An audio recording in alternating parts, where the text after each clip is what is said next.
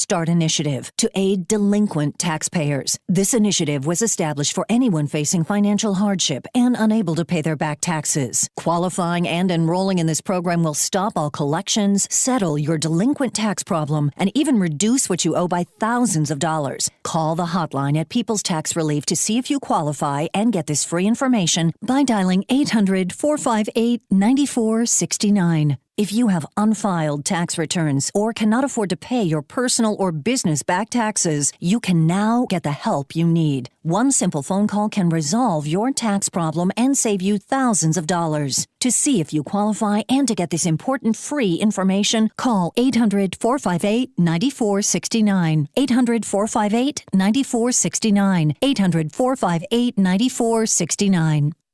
Ross Shaw talks about building income in retirement. You know, you can actually structure it in a way to have that $4,000 a month coming in the door every single month. So you don't have to look at the stock ticker and say, oh, the stock market's up today, stock market's down. You still got that $4,000 a month, and having that opportunity to take the vacations and do all the fun things in retirement that you always dreamed to do. Unleash Your Wealth, Saturday at 7 a.m. and 2 p.m. on AM 560, The Answer.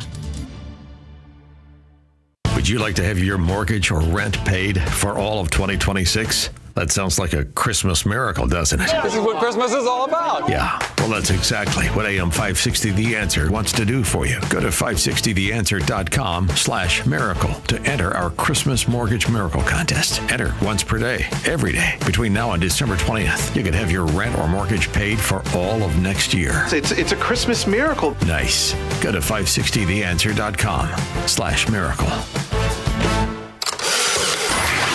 It's December 12th, and this is your Fox Daily Snapshot. Today is National Poinsettia Day, celebrating the popular red flower used around the Christmas holiday season. On this day in 2018, Michael Cohen, a former lawyer for U.S. President Donald Trump, sentenced to 3 years in prison for campaign finance violations and tax fraud. The 2019 British general election is won by Boris Johnson's Conservative Party in a landslide victory with an 80-seat majority. Born on this day in 1915 in Hoboken, New Jersey, Old Blue Eyes, Frank Sinatra, also known as the chairman of the board. I took the blows and did it my He also won the 1954 Academy Award for Best Supporting Actor for his role as Private Angelo Maggio in the movie From Here to Eternity. I'm CJ Papa, and that's your Fox Daily Snapshot. Honey, why does it take you so long to get ready? Oh, because I've got one tiny sink. I'm trying to balance makeup on the back of the toilet, and the mirror's always fogged up. Sounds like a circus act. Exactly. And I perform every morning. At Forever Remodeling, we create bathrooms that fit your life, not the other way around. From extra storage to spa-like showers and timeless finishes, we make your mornings easier. Visit foreverremodeling.com. That's the number 4, everremodeling.com. Did you know a will alone does not keep your family out of court when you die? The court still has to approve your will, but get a living trust, and your estate can be settled clearly without issue. Talk to the attorneys at Nauman & Associates. They prepare wills and trusts for a flat fee, no surprises, no hourly rate. With decades of experience, they know the law and offer a free consultation. Contact Nauman & Associates in Elk Grove Village, nalawgroup.com. Call 847-593-8777. It's hard to find a nursing home where Christ-centered care is provided. For over 130 years, Lutheran Life has served the needs of seniors at the Lutheran Home in Arlington Heights. With chaplains on full-time duty, the Lutheran Home provides spiritual support as your loved ones confront the hard realities of aging. Our nurses will care for your bodies, and our chaplains will care for your souls. Find out how by visiting LutheranLifeCommunities.org today. That's LutheranLifeCommunities.org. Salem News Channel, your go-to source for news and conservative opinion. We reveal how politics hits home, how your family, your freedoms, your way of life are debated, challenged, even regulated. Every day we cut through the noise, pitting nonsense against common sense. On every screen, in every home, Salem News Channel is across America. Temperatures are cooling, but not concerns about inflation, market volatility, and taxes. Revisit your financial plan this fall. VestGen Wealth Partners work with individuals to develop personalized plans that help navigate changing conditions with confidence. Visit GetRetiredStayRetired.com to learn more. Advisory services offered through VestGen Advisors LLC, an SEC registered investment advisor. Securities offered through Private Client Services LLC, member FINRA and SIPC. Private Client Services and VestGen Advisors LLC are unaffiliated entities. Any information discussed does not constitute investment advice. VestGen Advisors and Private Client Services do not offer tax legal advice. Adult Beverage Solutions is looking for a brand ambassador in all areas for beverage sampling events. You have the ability to create your own schedule because most events take place Fridays, Saturdays, and Sundays at local grocery stores and independent liquor stores. Flexible scheduling with the ability to choose events that you would like to work. Receive event pay weekly. State alcohol certification is mandatory for all ambassadors. Must be 21 years of age. Competitive pay with the opportunity to earn bonus for exceptional performance. Each event you will provide consumers with product education while collecting consumer feedback. If you are interested, our team would like to connect with you about this opportunity. Please email us at careers.abstastings@gmail.com with your information and where you are located, and our team will be in touch soon. Or check us out online at adultbeveragesolutions.com/join-now. That's adultbeveragesolutions.com/join-now. Listen, I'm going to be straight with you. Pain just doesn't hurt your body. It steals your life. I know because I've seen it with people I care about, and maybe you're dealing with it right now. Here's what I love about Dr. Ashley Caravelli and QC Kinetics. They get it. They're not pushing surgery. They're not handing out pills. They're using your body's own healing power to fix what's broken. This is cutting edge. I've talked to people who've been through this. These are real results. No going under the knife, no medication fog, no sitting on the couch recovering, just your body doing what it was designed to do, heal itself. QC Kinetics gives you long-term relief. Make 2026 the year you get back to living without pain. They've got weekend appointments, free consultations, and you can use your HSA or FSA spending accounts. Your first consultation is free, so don't hesitate to call to find out more. Call 312-827-6261. Again, 312-827-6261. One more time, that number is 312-827-6261. Your home or business has storm damage and you have an insurance claim. Call Croscom. Croscom Construction and Public Adjusters. Today, insurance companies are notorious for offering way too little money to repair damage to your home or commercial building due to wind, hail, tornado, floods, or fire. Croscom works for you, not the insurance company. As licensed adjusters, Croscom will work to get you the money you deserve, the maximum payout. Call Croscom. 630-871-5500. After they get you the fair insurance company result, Croscom can start doing your repairs. Croscom is a full construction and restoration company that will get your property back to its pre-loss condition, getting your life back to normal. Roof, siding, windows, doors, fire restoration, Croscom does it all. Call Croscom. Licensed in Chicagoland, Northwest Indiana, and Wisconsin. This is Dan Lights with Croscom. We share your conservative and Christian values. Let us handle everything. It all starts with a call. 630-871-5500. CroscomPublicAdjusters.com. Dan Proft here to tell you about our 2025 Food for the Poor campaign. If you've listened to this station and to our show for any length of time, then you already know about Food for the Poor. They are a nonprofit, faith-based organization that provides food, water, medicine, clothing, and life-saving supplies directly to local partners in Latin America and the Caribbean. We all know about how bad the situation is in Latin America and the Caribbean right now. Economic decline, political instability and corruption, and high food prices. The only thing standing between these families and starvation is Food for the Poor and their partners who are providing life-saving food relief on the ground. But in order to get food and water to those who need it most, Food for the Poor needs your help. Your gift of just $150 can provide food and water for 2 children for an entire year. For a gift of $300, you can provide food and water for 4 children for an entire year. To make a gift of any amount, just call 844-862-4673. That's 844-862-4673. Or visit 560theanswer.com/foodforthepoor. And if you are a small business owner or you make the marketing or advertising decisions for a business, then you need to become a business benefactor. Just make a $2,500 tax-deductible donation to Food for the Poor. And AM 560 will give you 40 one-minute commercials to air here on AM 560 The Answer between 5 a.m. and 8 p.m. Monday through Friday at no additional cost to you. Lock in your 2026 marketing now at this incredible price. It really is the best deal in all of Chicago radio. You'll join a long list of businesses who are reaching AM 560's audience of affluent decision makers. And through the generosity of your business, you'll also be helping more than 30 children for a year. To take advantage of this deal, just call John Gallagher at 847-472-8950. Again, 847-472-8950. That number, one more time, 847-472-8950, or go to 560theanswer.com/food for the poor. That website again, 560theanswer.com/food for the poor. 2025 is wrapping up, and here's the truth. Uncertainty isn't going anywhere. Noble Gold Investments help you protect what you've built with real gold and silver, stuff that holds value when everything else is melting down. This holiday season, the best gift you can give your family? Peace of mind. Don't wait for the next crash to blindside you. Go to noblegoldinvestments.com and get started today. That's noblegoldinvestments.com. Don't leave the future to chance. Past performance may not be indicative of future results. Investing in precious metals involves risk. Consult your tax attorney or financial professional before making an investment decision. Fearless conversations and sharp analysis of the stories that matter. It's the Aaron Mullins Show, now available on the Salem Podcast Network. I do find it a little bit off-putting when someone has a history of calling others out for being complicit via their silence to then occupy that space themselves. The hypocrisy is the issue I have. The Aaron Mullins Show on the Salem Podcast Network. Subscribe today on Apple, Spotify, YouTube, or at SalemPodcastNetwork.com. Now, your official weather forecast.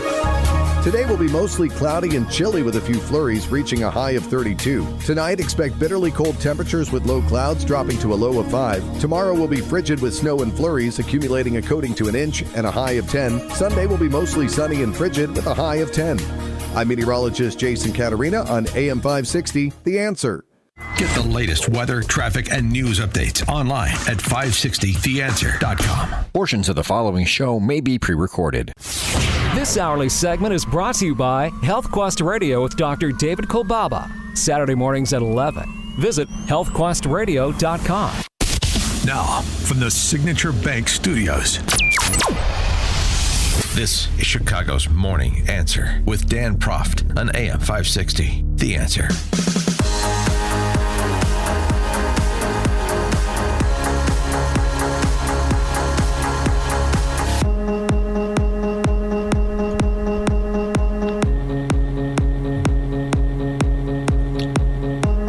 Top of the morning, Dan Proft here. Just picking up on this contrived showdown that I've been discussing all week. The back and forth between BLM Brandon and the alderhumans over the corporate head tax and locking down another phony baloney budget before the end of the year so there's no quote-unquote government shutdown in the city of Chicago. And the other day they trotted out kids to talk about their summer jobs being jeopardized, trying to win the PR battle, so to speak, right? Because this is just basically two groups on the same side arguing for hegemony. And one, the alderhumans, trying to separate themselves from the emperor with no clothes. That would be BLM Brandon. Anyway, since the proposal has been revised from companies with more than 100 employees at $21 a head per month to companies with more than 500 employees at $33 a head per month, Johnson argued, and I'm quoting him, "We do have the most dynamic, world-renowned companies situated here." And he specifically chose to single out Citadel. People talk about Ken Griffin leaving, but his people didn't. Citadel is still here. Is that right? This guy is really something. I mean, just by the seat of your pants, Mayor, I get it. Citadel's still here, so what's the problem? Is Citadel still here? It reminds me very much like the comments I made in advance of BLM Brandon's election when I predicted he would be elected, and by the exact margin. And I was telling people who were just incredulous at the notion that Brandon Johnson was going to beat Vallis. There is no chance. And one of the things I said to them is that, there's a whole city, especially certain people I was talking to, there's a whole city that exists beyond the radius between, say, Tavern on Rush and Erie Cafe. I mean, there's this other city outside of the Gold Coast in Streeterville and the Loop. And the people that you think live there don't live there anymore. I'm telling you, the city isn't what you think it is in terms of its composition. And, of course, we know what came to pass. And so I was just reminded of that because the Citadel remains a presence. I mean, because his people didn't. Citadel is still here. Citadel is still here in the same way that those people who thought Paul Vallis was a mortal lock are thinking about people. They're all their friends and family, and all these people around these neighborhoods are still there. There's a presence there. There is a small percentage of what used to be there still there, but it's not the same as it was. Citadel employed 1,100 people. The Citadel is still here. There's 200 people here. 200 Citadel workers are left in Chicago. And, of course, the principal, Ken Griffin, has fled to Miami, and that's where he's engaged in the sort of philanthropic work that he was providing Chicago when he was here. He gave up on Chicago. He left. Most of his employees did, too, spread out between New York and South Florida, but mostly South Florida. And that center of gravity has moved permanently. And, of course, the ironic thing is that under the revised proposal, and the Chicago Tribune editorial board pointed this out, I mean, good for them. It's a statement of the obvious, but it's, and BLM Brandon is an easy target. You know, this, the Chicago Press Corps, if I could just go off on a tangent briefly. Just remember, Chicago Press Corps, pressing BLM Brandon and criticizing BLM Brandon, writing editorials about him, to the exclusion of the Alderhumans, to the exclusion of Jelly Belly. Like they're not all in it together. Because there's this very marginal disagreement, marginal in the grand scheme of things, disagreement over the corporate head tax. And that's what I was explaining earlier in the week, that this is just an opportunity for half of the city council pursuing their own ends to get financing from the corporate C-suite, the C-suite corporate types, to get curry favor with the Chicago Press Corps, to put BLM Brandon on an island. But, I mean, it's a disagreement over something that is relatively insignificant in the grand scheme of all the schemes that are ongoing, the grand scheme of the disintegration that is occurring at the hands of many who preceded BLM Brandon and at the hands of many who are in office concurrent with him. So, just that. But, of course, the great irony is he brings up Citadel. Citadel's still here. The great corporations that are still here. And when you actually look at the numbers in terms of the Citadel headcount here, Citadel would be exempt from his new proposed corporate head tax. So, not particularly well thought through by BLM Brandon and his staff. That should surprise no one, of course. 312-642-5600, turnkey.pro answer line and text line. The Tribune opining on this. Again, stating the obvious, but it's just worth noting some of the details. The company bought out its lease at Citadel Center and is moving from that tower. They'll work out of 50,000 square feet at 353 North Clark in River North, not the Loop. So the Loop continues to empty out, ghost town. I know, we've got the public housing projects coming, so we can look forward to that. The Tribune continues, not only has Chicago lost nearly 1,000 of those well-paid Citadel workers living in Chicagoland, paying the exorbitant property taxes, spending each day in the heart of the Loop, availing themselves of shopping, eating, entertainment options downtown. But the small crew here now isn't even in the Loop. Indeed, that absence contributes to the malaise that afflicts the central business district, where Chicago has one of the highest corporate office vacancy rates of any big city in America. And Ken Griffin and Citadel produced a lot of very wealthy people. And now those wealthy people are deploying their resources mainly in South Florida. But the other thing you have to remember, as I am wont to say, is it's sort of like when we talk about geopolitics. You start from this false premise that everybody wants what you want or we want. Everybody around the world has the same perspective on the kind of society they want to live in as Americans do. Nah. Every head of state wants the same thing for his people that an American president wants for his people. Nah, perhaps not. And so it is domestically. You think Brandon Johnson and the Chicago Teachers Union, the government unions that run the city and the state and installed him, you think they want the same things for the city of Chicago that you want? Oh, that they gush over the great restaurants and the lakefront and the museums and the art and the architecture along the river and so on and so forth. They want it to be this dynamic, vibrant city.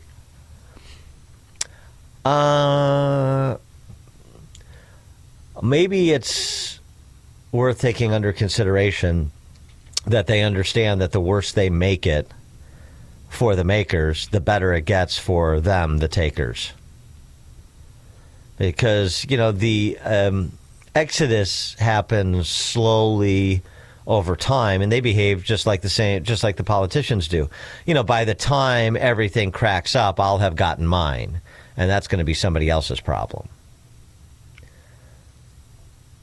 The worse they make it, the better it gets for them, because the makers leave and the takers feast.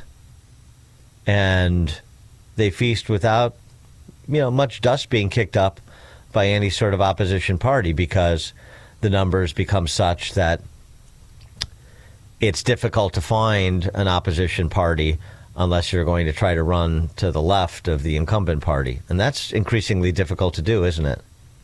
And don't think that the government unions aren't out there right now trying to identify, their Mamdani to replace their BLM Brandon. Fresh face of failure. Somebody that is a little bit more talented on his feet, a little bit more thoughtful in his remarks, that can sell this, gospel of envy and creed of ignorance, to borrow from Churchill, that is the governing philosophy of the city and the state. We're a long way from the other side, even though there's all these, names of putative white knights that are circulating, just waiting for their opportunity in 2027. Who's your white knight? John Kelly? Ali G? Little Billy Conway? Who's your white knight? Dan Propp, Chicago's Morning Answer. This is Chicago's Morning Answer. Your show keeps me alive during the week. There's nobody I'd rather listen to between 5 and 9 in the morning than you guys. On AM 560, The Answer.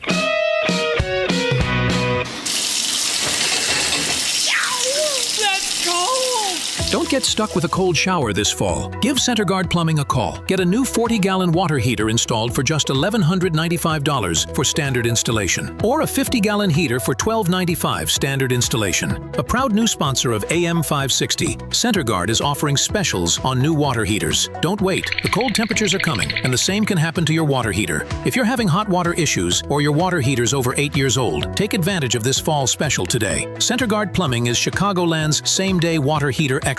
Call before noon and they can schedule your repair or install the same day on in-stock water heaters. They'll even haul away your old one no charge. You're only a text away from install today. Call 847-406-8883. Mention AM 560 to receive fall special pricing. That's 847-406-8883. Call or text 847-406-8883 or visit CenterGuardPlumbing.com.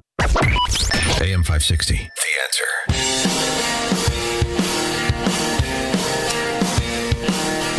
Text from 847. Coming this summer, the Obama Presidential Center. Yeah, Obama Land. The NPR Times, state-run media, gushed over the first completed building, a 60,000 square foot facility called Home Court. 6 multi-purpose rooms, an exercise area with equipment. Home Court's largest single space is a 13,000 square foot professional-sized basketball court with seating. For who? The Obama logo, the letter O, is set against a striped curved horizon at the center of the court as the center court emblem. The space also doubles as a banquet hall. Yeah, book your reservations early.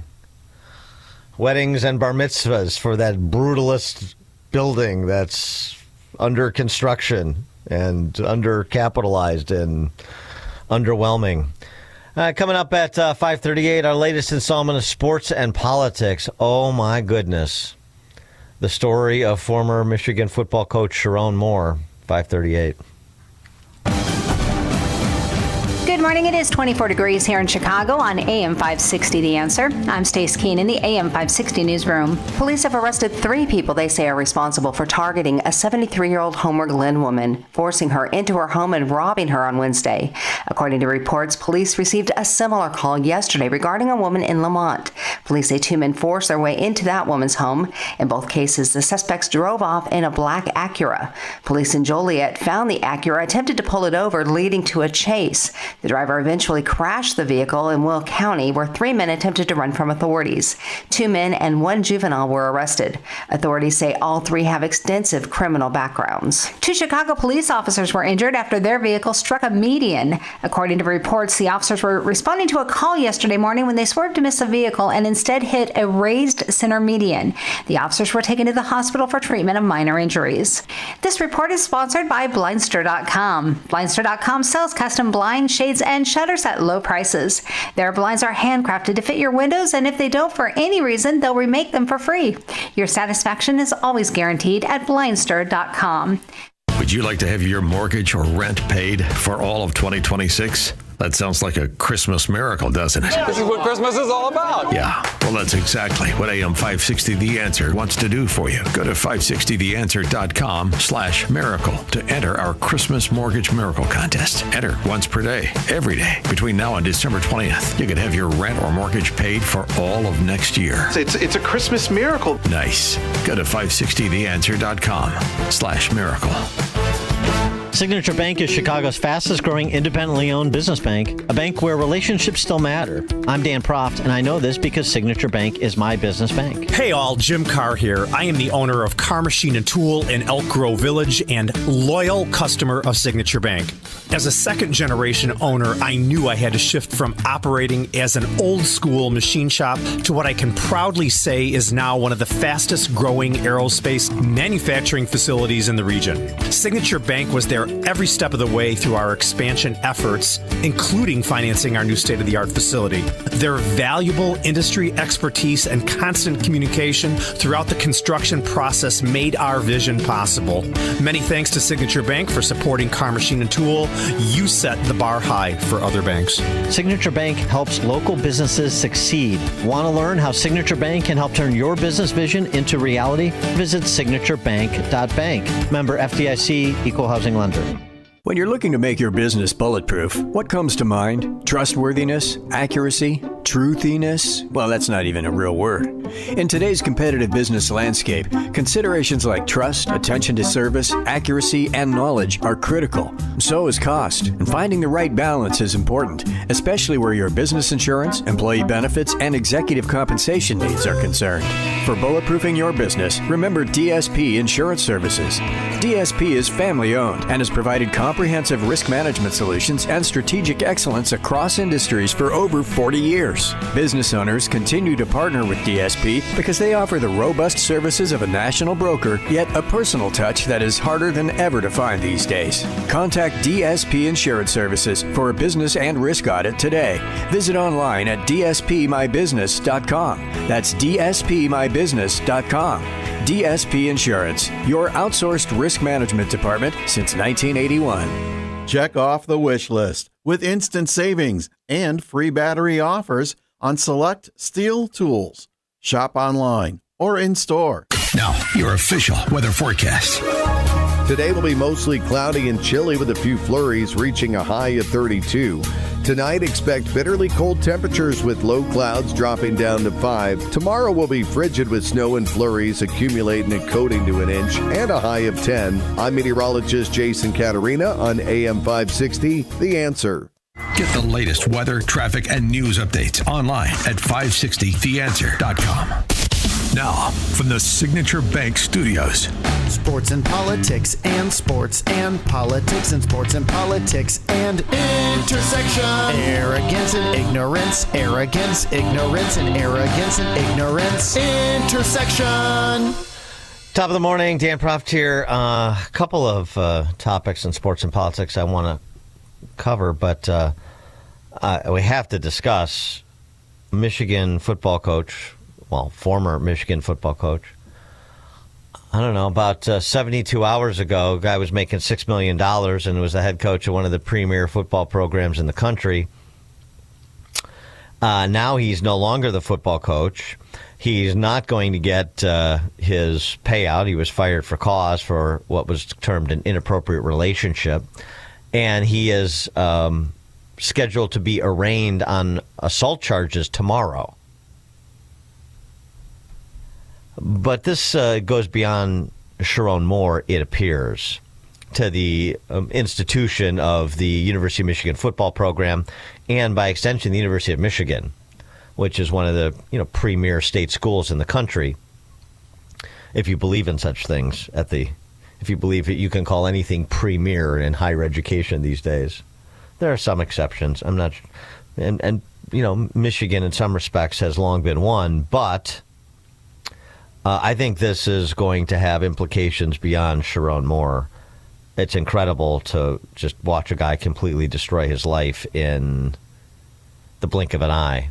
Or, I guess this was ongoing and it all happened within the blink of an eye, but that's what happened. This was police dispatch after he was fired. And again, the handle on this is an inappropriate relationship with an executive assistant to the football program of a sexual nature, and she was a subordinate, so there's your inappropriate relationship, in addition to the fact that he's married with 3 kids. And so as he is going down, and the story is going national, he has a mental break, or perhaps he has had mental health issues prior to. That's unclear, but the nature of the police dispatch suggests that this is a long-running problem. Also, the reporting, and a lot of the rumor and innuendo circling this, is that it was the players who really, or some of the players who really essentially turned on him and reported on his inappropriate conduct. And that's what spawned an investigation, which brought down Sharon Moore. But this is police dispatch audio characterizing a 911 call they received ostensibly from his paramour, because he left his wife's house, where he was described by her as suicidal, and the suggestion is that he was threatening his paramour to kill her and then kill himself, and that he had a knife. Subject just called the caller, told her there's a male at the location and the house attacking her. The state's been stalking her for months. For the Pittsfield unit's reference to domestic, we just got a call from S1's wife in Ann Arbor saying that the subject is suicidal, reference losing his job today. Suicidal. He walked out with 79. Clear. And just FYI, there's a U of M detective that's going to be making that location as well. 312-642-5600, turnkey.pro answer line. The other person in the crosshairs right now is the relatively long-time athletic director there, Ward Manuel. He's been there for a decade. He's the one who announced on Wednesday that Moore had been terminated with cause effective immediately for this inappropriate relationship, violation of university policy, and so on and so forth. But, of course, the questions surrounding Ward Manuel, the AD, and perhaps others, even higher up, is, well, did you know about these things when he was talking about the upcoming bowl game? And if you did, why wasn't he suspended pending the outcome of the investigation? Did you know about these things and you let him coach in the big game against Ohio State the other weekend? Because you didn't want to disrupt the flow for the purpose of having a chance to take out Ohio State, the number one, in the big house on that, of course, annual rivalry game. I mean, I'm not saying this goes to the level of Penn State here, but there certainly are questions about Michigan football and what kind of program is being run there, not just at the coaching level, but also at the administrative level and perhaps at the university management level. The alleged Paramore, the executive assistant who's put her social media accounts on private, as has Sharon Moore's wife, has been named. But, it's interesting that dispatch call, she's been it's characterized as he had been stalking her for months. You heard that there. So all the scuttlebutt is that he was having an affair with this person, but then you hear that dispatch saying it was, he had been stalking her. So I'm a little unclear. The woman's name in question, it's out there. Young woman's name. Apparently she's the daughter of a Chicago Bears scout, too. Oh, boy. Other problems that Michigan is having include the fact that they've got problems on the team with behavior, too. I'm not saying this is sort of a program run amok, but I'm not saying it isn't either. I think it's a little unclear at this moment. 312-642-5600, turnkey.pro answer line. At the same time this saga is going on, Michigan's Maisie Smith sentenced to probation in gun case. That's not at the same time, but this is under the same regime. They had a defensive tackle sentenced to 12 months for a misdemeanor charge of possessing a gun without a permit. So there are other things swirling around the program, and you just wonder exactly what the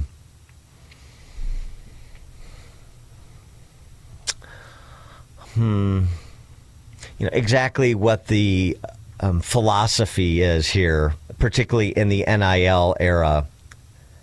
And here again, the coach, and if it's true that some of the players were the ones that turned on him, it's one of those things, well, if the players knew about this, how is it that the administration did not? How is it that this was allowed to go on? How is it that they were so slow to react? How is it that he was not suspended pending the outcome of an investigation whenever one was finally stood up? It's a tragic story on many fronts, but it's also a commentary on big-time sports, and that's what college athletics is. It's not even big-time sports anymore. Let's just call it what it is. It's professional sports. But it's professional sports, in a different context, and so the dynamics are quite interesting, at least to me. By the way, related story, sports and politics. The Athlete of the Year, Time Magazine. This is sort of to, I don't know, cling to the idea that Time Magazine is a relevant outlet anymore, and that whoever they determine to be Athlete of the Year or Person of the Year actually matters, which it really doesn't, but it is sort of comical. The Athlete of the Year, you think it might be the best baseball player in the history of the game who led the LA Dodgers to a repeat? Shohei Ohtani? You think that seems obvious, right? Well, no. It is Aja Wilson. She plays in apparently there's a women's basketball league called the WNBA. And it's the second year in a row, of course, that a WNBA player has been the Athlete of the Year. Caitlin Clark in 2024, you could make a case. Wilson, and it's not really even comparing her to Caitlin Clark and so on and so forth. It's just, but anyway. Okay, and I have to get to soccer because of course, Trump earlier in the week was celebrated by FIFA. There's a couple of soccer things here, but Trump earlier in the week celebrated by FIFA FIFA has some sort of peacemaker award. Anyway, and on the occasion of his honor, Trump had this to say about soccer versus football. It's almost like a George Carlin routine here. When you look at what has happened to football in the United States, again, soccer in the United States, we seem to never call it that because we have a little bit of a conflict with another thing that's called football. But when you think about it, shouldn't it really be called? I mean, this is football. There's no question about it. We have to come up with another name for the NFL stuff. Yeah. It really doesn't make sense when you think about it. It is really football.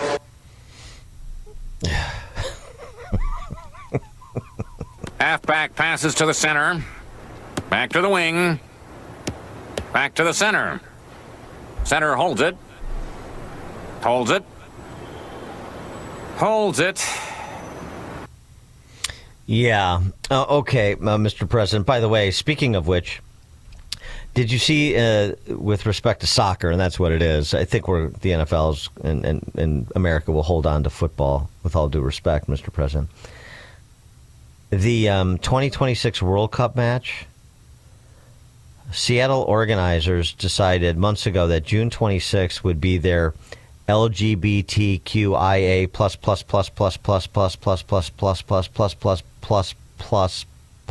Pride Night match during the 2026 World Cup. But it's just 6 months away. I hope you got your tickets. So the LGBTQIA plus Pride Night match in Seattle during the 2026 World Cup will feature Egypt versus Iran.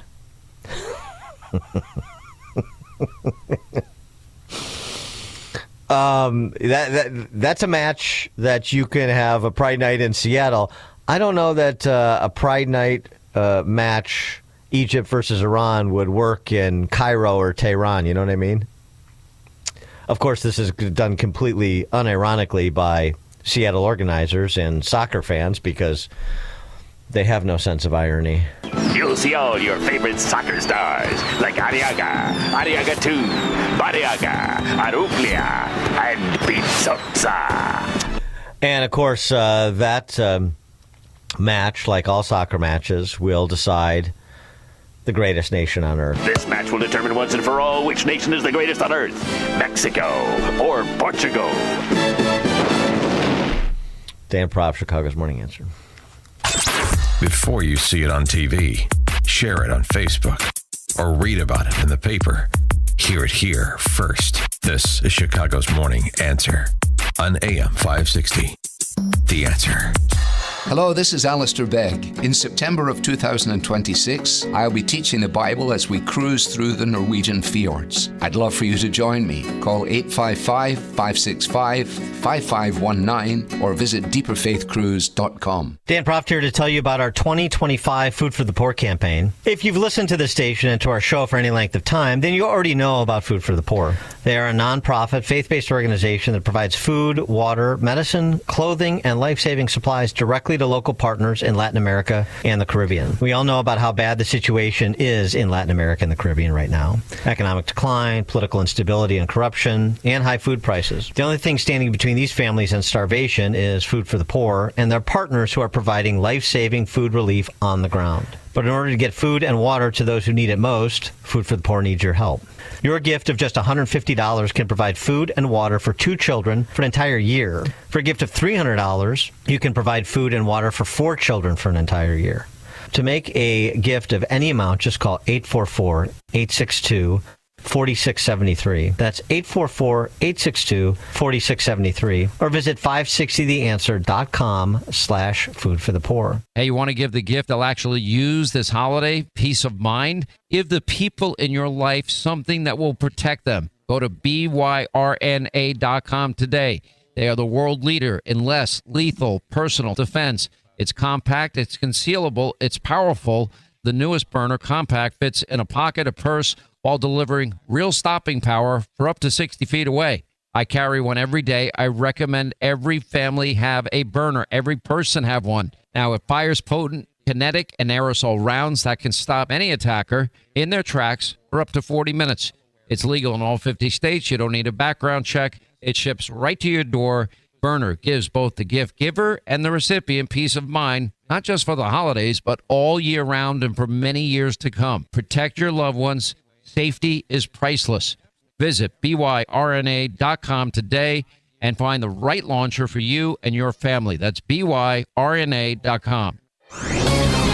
This is Carol Platt-Liebel for Townhall.com. A billionaire tech executive has just made one of the most strategic philanthropic gifts in American history.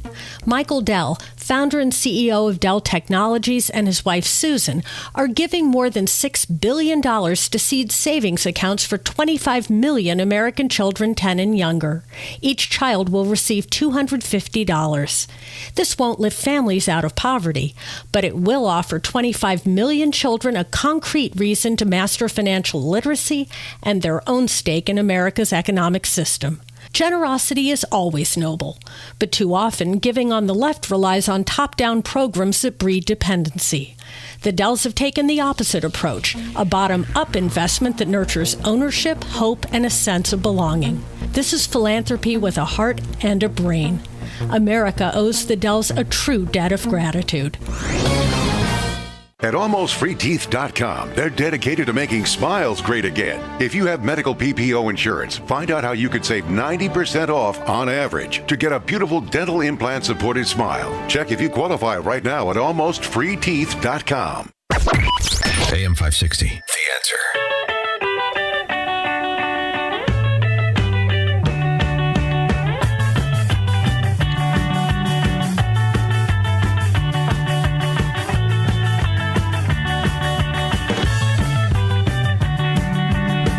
Top of the morning, Dan Proft here. I was watching part of Mark Halperin's podcast. He was ranking the top 8 contenders for the Democrat Socialist nomination for president 2028. Pritzker came in 7th, by the way, if you're scoring at home. Doesn't have...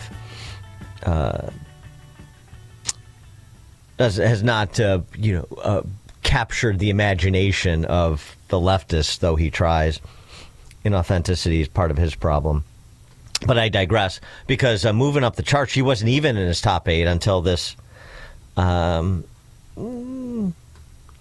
little bit hot and cold profile of her appeared in the Gray Lady, New York Times. I'm talking about Kamala Harris. You remember her, right? I can imagine what can be and be unburdened by what has been. You know?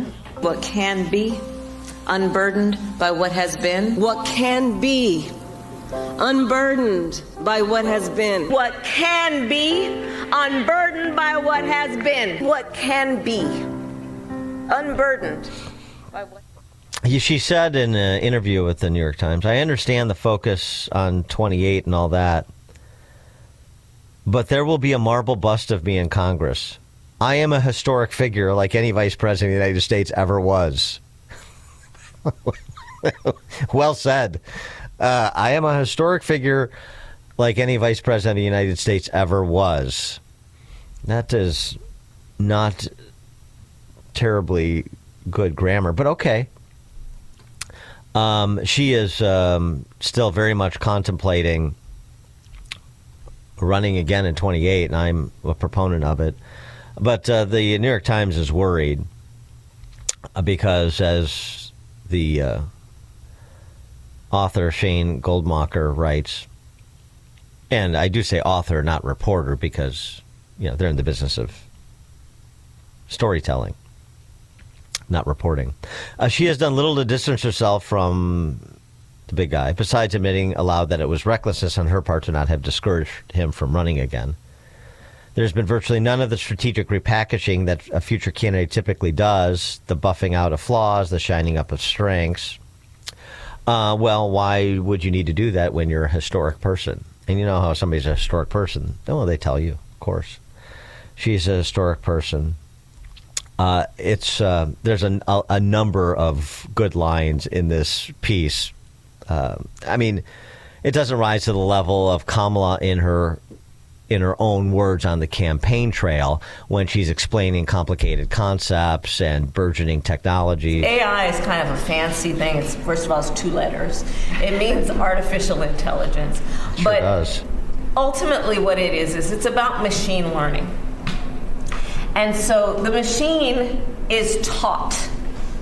And part of the issue here is what information is going into the machine that will then determine, and we can predict then, if we think about what information is going in, what then will be produced in terms of decisions and opinions that may be made through that process.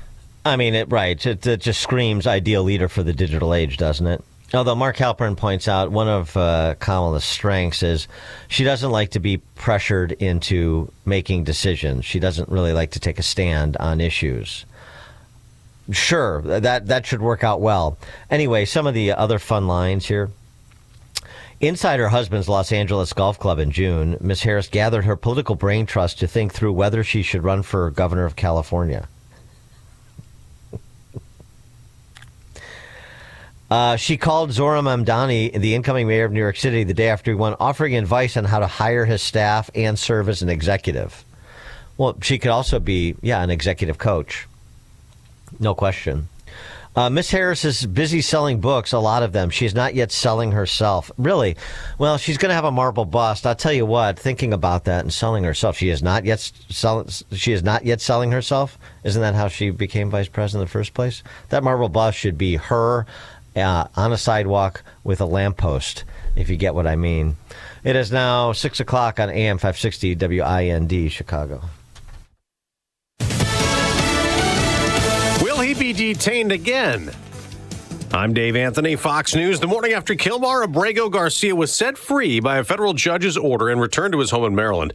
The most infamous illegal immigrant, mistakenly deported in March, then returned in June, has to check in at an immigration office in Baltimore. And anti-ICE protesters are outside already this morning as the Trump administration keeps calling Abrego Garcia a criminal gang member. When he was brought back, a grand jury in Tennessee indicted him for human smuggling 3 years ago. When he was released from custody in Tennessee and went back to Maryland, immigration officials picked him up again. They've been trying to sort out removing him to a third country, though most of the ones proposed have said they won't accept him. He's requested that if he's sent anywhere, he be sent to Costa Rica. That's Fox's Jessica Rosenthal. Reuters reports the U.S. is preparing to possibly seize more oil tankers off the Venezuela coast like the one taken Wednesday, which Venezuela calls theft and piracy. The U.S. has put sanctions on 6 other tankers amid the military operation that's also blown up boats said to be full of narco-terrorists smuggling drugs. The president is committed to stopping the illegal flow of drugs into into our country. He's also fully committed to effectuating this administration's sanction policy. White House Press Secretary Caroline Leavitt. President Trump's trying to rein in regulations on artificial intelligence. We have the big investment coming, but if they had to get 50 different approvals from 50 different states, you can forget it because it's not possible to His do. executive order aims to set up one set of AI rules, trying to block state regulations on AI, which some lawmakers in both parties oppose. Republicans in Indiana win against the president, rejecting an attempt at congressional redistricting like Texas did to help the GOP keep control of the House in the midterm elections, leading California to counter with a plan to help Democrats. Tyler Robinson was in court in person for the first time in Utah. He's Charlie Kirk's accused assassin facing a murder charge. I find that excluding the cameras from the courtroom would be disproportionate for this hearing. Judge Tony Graff will by February rule on Robinson's lawyers' attempts to have no cameras at his trial. America's listening to Fox News. Good morning. It is 24 degrees here in Chicago on AM 560, The Answer. I'm Stace Keene in the AM 560 newsroom. Chicago Mayor Brendan Johnson says wicked people want chaos in city government, but his opponents say the mayor's administration is out of touch. Jim Talamonte reports. The mayor said that he and city council members must agree on a budget before the end of the year. Johnson said immoral and wicked people want chaos so they can control government. It's well past time that the people of Chicago actually know and see who these individuals are. Johnson did not name names. During the public comment period, Chicago Flip's Red Vice President Danielle Carter-Walters told the mayor he does not understand poverty, even though he cried about it earlier this week. And we are trying to figure out how we're going to stay in our homes, senior citizens that's on a fixed income, trying to figure out how they're going to pay these high property taxes. Carter-Walters rattled off a list of city officials who would get 5-figure raises if the mayor's budget is approved. I'm Jim Talamonte. The family of a Chicago police officer who was shot by her partner has filed a wrongful death lawsuit. That suit contends that Crystal Rivera and her partner, Officer Carlos Baker, had ended a romantic relationship about a month before he shot her in the back during a pursuit. Lawyers say Baker failed to call for medical aid after Rivera was shot and that she had complained about his conduct to officials. The Fraternal Order of Police is standing by Officer Baker, disputing those allegations. NASCAR has settled an antitrust lawsuit with NBA legend Michael Jordan and his racing team. Jordan's team, 23XI Racing and Front Row Motorsports, filed the suit back in October, claiming that NASCAR's new charter agreements limit competition for racing teams and drivers. While the amount of the settlement was not disclosed, Jordan said he was pleased that both sides could come to a compromise. This news update is quickly delivered to you by Quick Delivery Service. Why are you sitting in Friday traffic? Time is money. When you need your important items delivered quickly, Quick Delivery Service will be there to pick it up and take it to its destination. Go to quickdelivery.com. A check of the roads is coming up in 2 minutes on AM 560, The Answer. Larry Elder explains where we stand. Inflation for the first 10 months of Trump 2.0, under 2.5%. Gas prices, 4-year low. People's incomes, adjusted for inflation, year to year up 3.4%. Crime down in most cities. So please tell me what this crisis is that's causing such acute stage 4 TDS. The Larry Elder Show, weeknights at 8, right before Sean Hannity at 10 on AM 560. The Answer. Are you living with dry AMD? If so, you could be on the road to geographic atrophy, or GA, a condition that leads to retinal cell death and permanent vision loss. But with Izervay, you can slow it down and get it going slower. Izervay slows GA progression by targeting a key source of retinal cell death, which may help preserve your vision longer. Izervay, or Avastin Captid Pagel, is a prescription eye injection used to treat GA. Don't take it if you have an infection or active swelling in or around your eye. Izervay can cause eye infection, retinal detachment, or increased risk of wet AMD. Izervay may temporarily increase eye pressure. Your vision may be impaired after an eye injection or exam. Don't delay. Ask your doctor about Izervay today. Izervay gets GA going slower. Visit Izervay.com. That's IZERVAY.com. Paid for by Astellas Pharma. The holidays are here again, and it's really getting cold outside. It's time to snuggle up by the fireplace with a delicious mug full of Bob's Belgian hot chocolate. Oh my gosh, it's so good. Each sip is so rich, so luxurious, and oh so chocolatey. Bob makes his hot chocolate with 100% imported Belgian chocolate, and it's so easy to make. You just stir it into hot milk and voila! You just made yourself the best hot chocolate ever. You can buy Bob's Belgian Hot Chocolate mix and sticks online at bobsbelgianhotchocolate.com or visit us at Chris Kindle Markets at Daily Plaza, Wrigley, and Aurora. Come on out and join in on all of the holiday fun with visitors from all over the world. We can click our glasses and wish each other good cheer with a delicious mug full of Bob's Belgian Hot Chocolate. Oh my gosh, it's so good. bobsbelgianhotchocolate.com.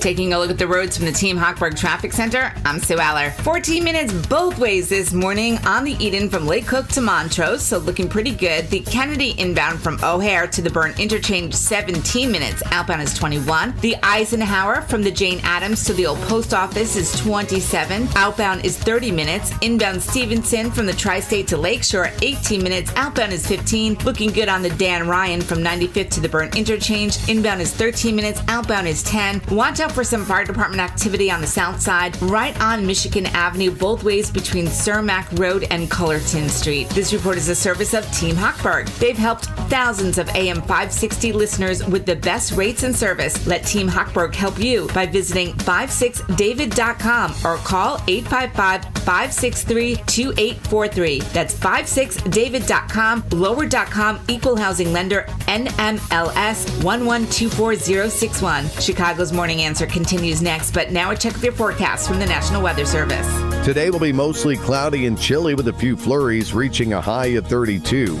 Tonight, expect bitterly cold temperatures with low clouds dropping down to 5. Tomorrow will be frigid with snow and flurries accumulating and coating to an inch and a high of 10. I'm meteorologist Jason Caterina on AM 560, The Answer. Get the latest weather, traffic, and news updates online at 560theanswer.com. Now, from the Signature Bank Studios, this is Chicago's Morning Answer with Dan Proft on AM 560. The Answer.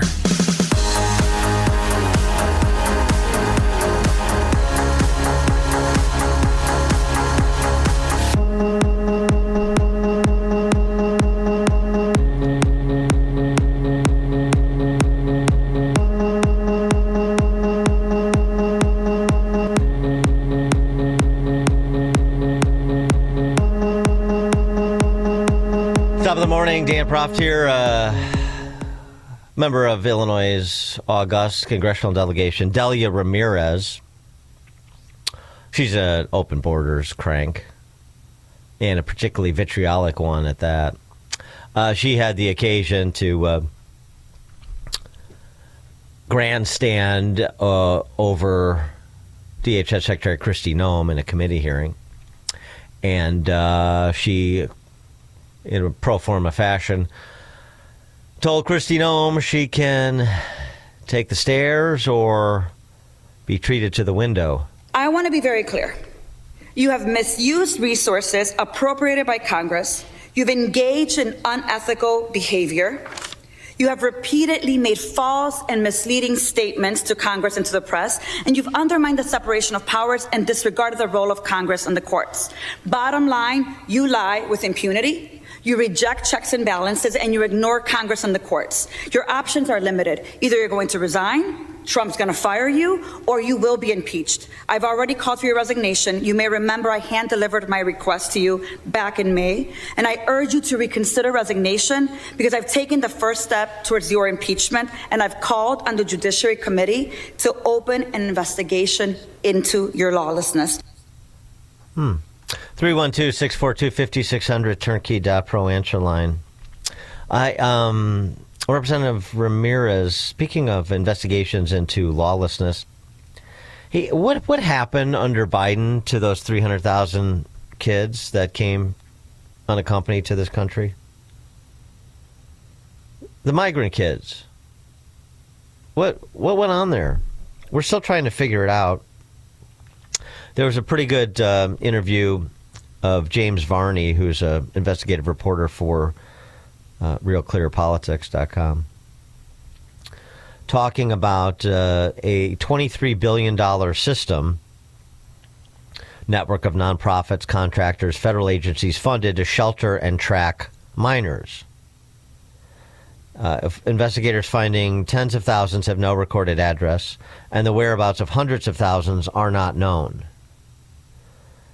The federal government lost track of more than 300,000 migrant children who crossed the border during the Biden administration. 300,000. I've heard this number move around quite a bit. I mean, it speaks to the opacity here. We can't even get a handle on the extent of the malfeasance, incompetence, malignance of the Biden administration.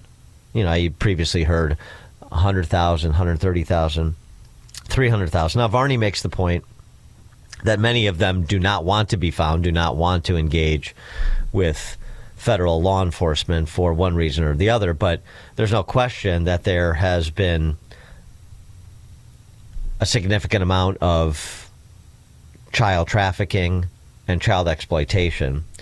Tom Homan spoke to that this week. But first, here's Varney on those missing children. The system was just completely overwhelmed by the numbers. If you look at how many unaccompanied children or minors under the 18 had come to the country prior to 2021, it had been, in fact, in 2020, it had only been a little over 15,000. And then it shot up to more than 100,000 for the next 2 years. So we had somewhere in the neighborhood close to 500,000 recorded in the 4 years of the Biden administration. And that's those that, of course, encountered border control and people, agents and whatnot.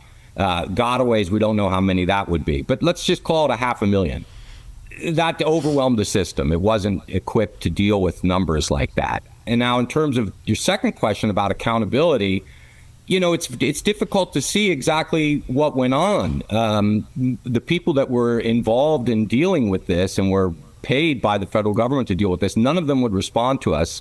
Senator Charles Grassley from Iowa has also been looking at this, and he says that he asked some of the same questions and has not gotten satisfactory answers.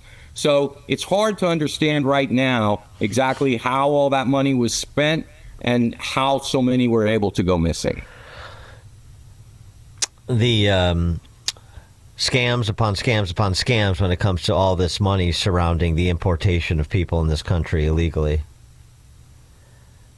Tom Homan said, we know many of them are in sex trafficking, many in forced labor, many are being abused. I can't discuss some of the mistreatment we found out about. More than 62,000 now children have been found, according to Homan. But that still leaves a whole lot of unaccompanied minors who came into this country unaccompanied, unaccounted for. So where is the pathological empathy of the Open Borders crowd, the Delia Ramirez and her cohorts, when it comes to this uncomfortable reality? Where's the demand for accountability, you know, the watchword of Washington, when it comes to the spend and the consequences? 312-642-5600, turnkey.pro answer line. Spend, spend, spend, spend, spend. Ayan Hirsi Ali is a Somali immigrant that I mentioned, since becoming an American citizen. Distinguishing someone like her, who came to this country and is a great intellect and a great asset, to, Ilhan Omar and a whole host of her friends up in what was formerly known as Minneapolis. Listen to what she had to say about the Somali clan-based society. And this doesn't go to individual Somalis. This goes to the discussion we've been having for some time, including this week, which is the mass importation, the indiscriminate emigration of significant populations from third world countries. She writes in the Free Press, I grew up in a Somali clan-based society where loyalty to kin was absolute. Loyalty to the nation was theoretical at best. Amoral familialism is a cultural blueprint. It assumes that resources are scarce, the world is dangerous, and survival depends on extracting maximum benefit for one's own family. nation building makes no sense from that perspective. If a road is built, the question is not how will this help the community, but which family will control access to it. If foreign aid arrives, the question is not how to distribute it, but which family will claim control.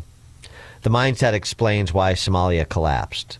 It explains the dysfunction in Afghanistan, Haiti, and parts of North and West Africa. It explains why Minnesota now faces problems it can't make sense of, let alone solve.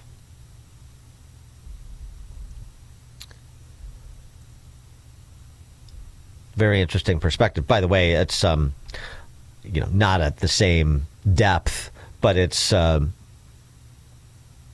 not different in kind to the warlordocracy that exists in places like Chicago either. But I think that's really interesting. If you don't understand the cultural dynamic, then you can never get to an understanding, an appreciation, or even interest in trying to prevent the large-scale fraud that occurred. And by the way, there is no interest in what was formerly Minnesota doing that. Tampon Tim Walz, Field Marshal Tim, I prefer, was featured at a luncheon for Washington State Governor Ben Ferguson, who's obviously a fellow traveler. Otherwise, who in their right mind would want to feature Tim Walz? And in response to all of the scandal, the fraud that's detailed, this is what the governor there plans to do. You know this, but I think it's important in this moment for us to gather together, for us to figure out, I don't know how to do it, because these guys bring out the worst in me. I hate when I get to that point where it gets petty. I hate when the sense of anger comes upon you. But the antidote to that is positive actions to improve lives that go against what they're trying to do. So instead of demonizing our Somali community, we're going to do more to welcome more in and welcome people there. Instead of cutting the program, we're going to enhance them. We're going to do more to welcome more in. 312-642-5600, turnkey.pro answer line. And it's the entire metropolitan region, right? It's not just what was formerly Minneapolis. The mayor of St. Louis Park, which is a town of about 40,000 people outside Minneapolis, formerly known as Minneapolis. The mayor there, the first Somali elected mayor in the country, I understand, is a 29-year-old woman named Nadia Mohammed. My St. Louis Park residents, and to really anybody who lives in the Twin Cities area, as we're getting reports that ICE is coming, that they're being deployed, know this, that St. Louis Park Police Department does not enforce immigration laws. They have not. It has been a long-standing policy for us. Mm-hmm. And what's Jacob Fry, Pajamas Boy, the Obamacare poster child that became the mayor of what was formerly known as Minneapolis and then won re-election just recently. Where are his priorities? I wanted to talk to you about a few issues that are important for me, both what we have done and also what we're going to do. I was the first mayor in the entire country to allow for call to prayer in Adhan 5 times a day.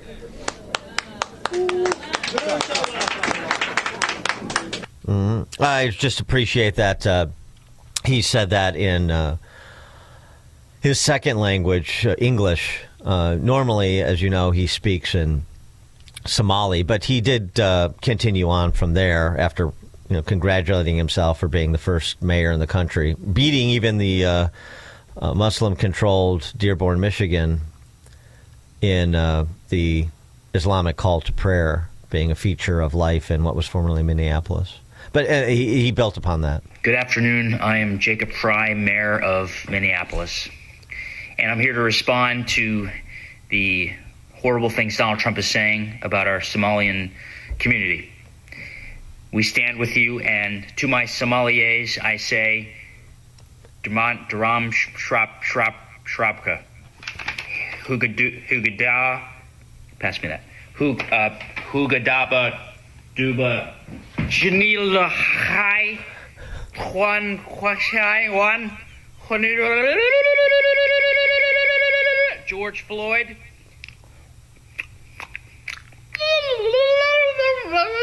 Black Lives Matter. Minnesota.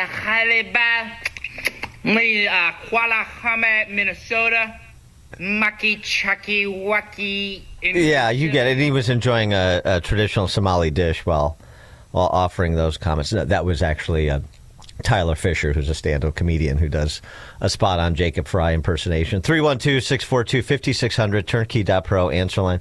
There are more layers to this, as this has finally made the spotlight thanks to the groundwork done by Powerline Blog and some others.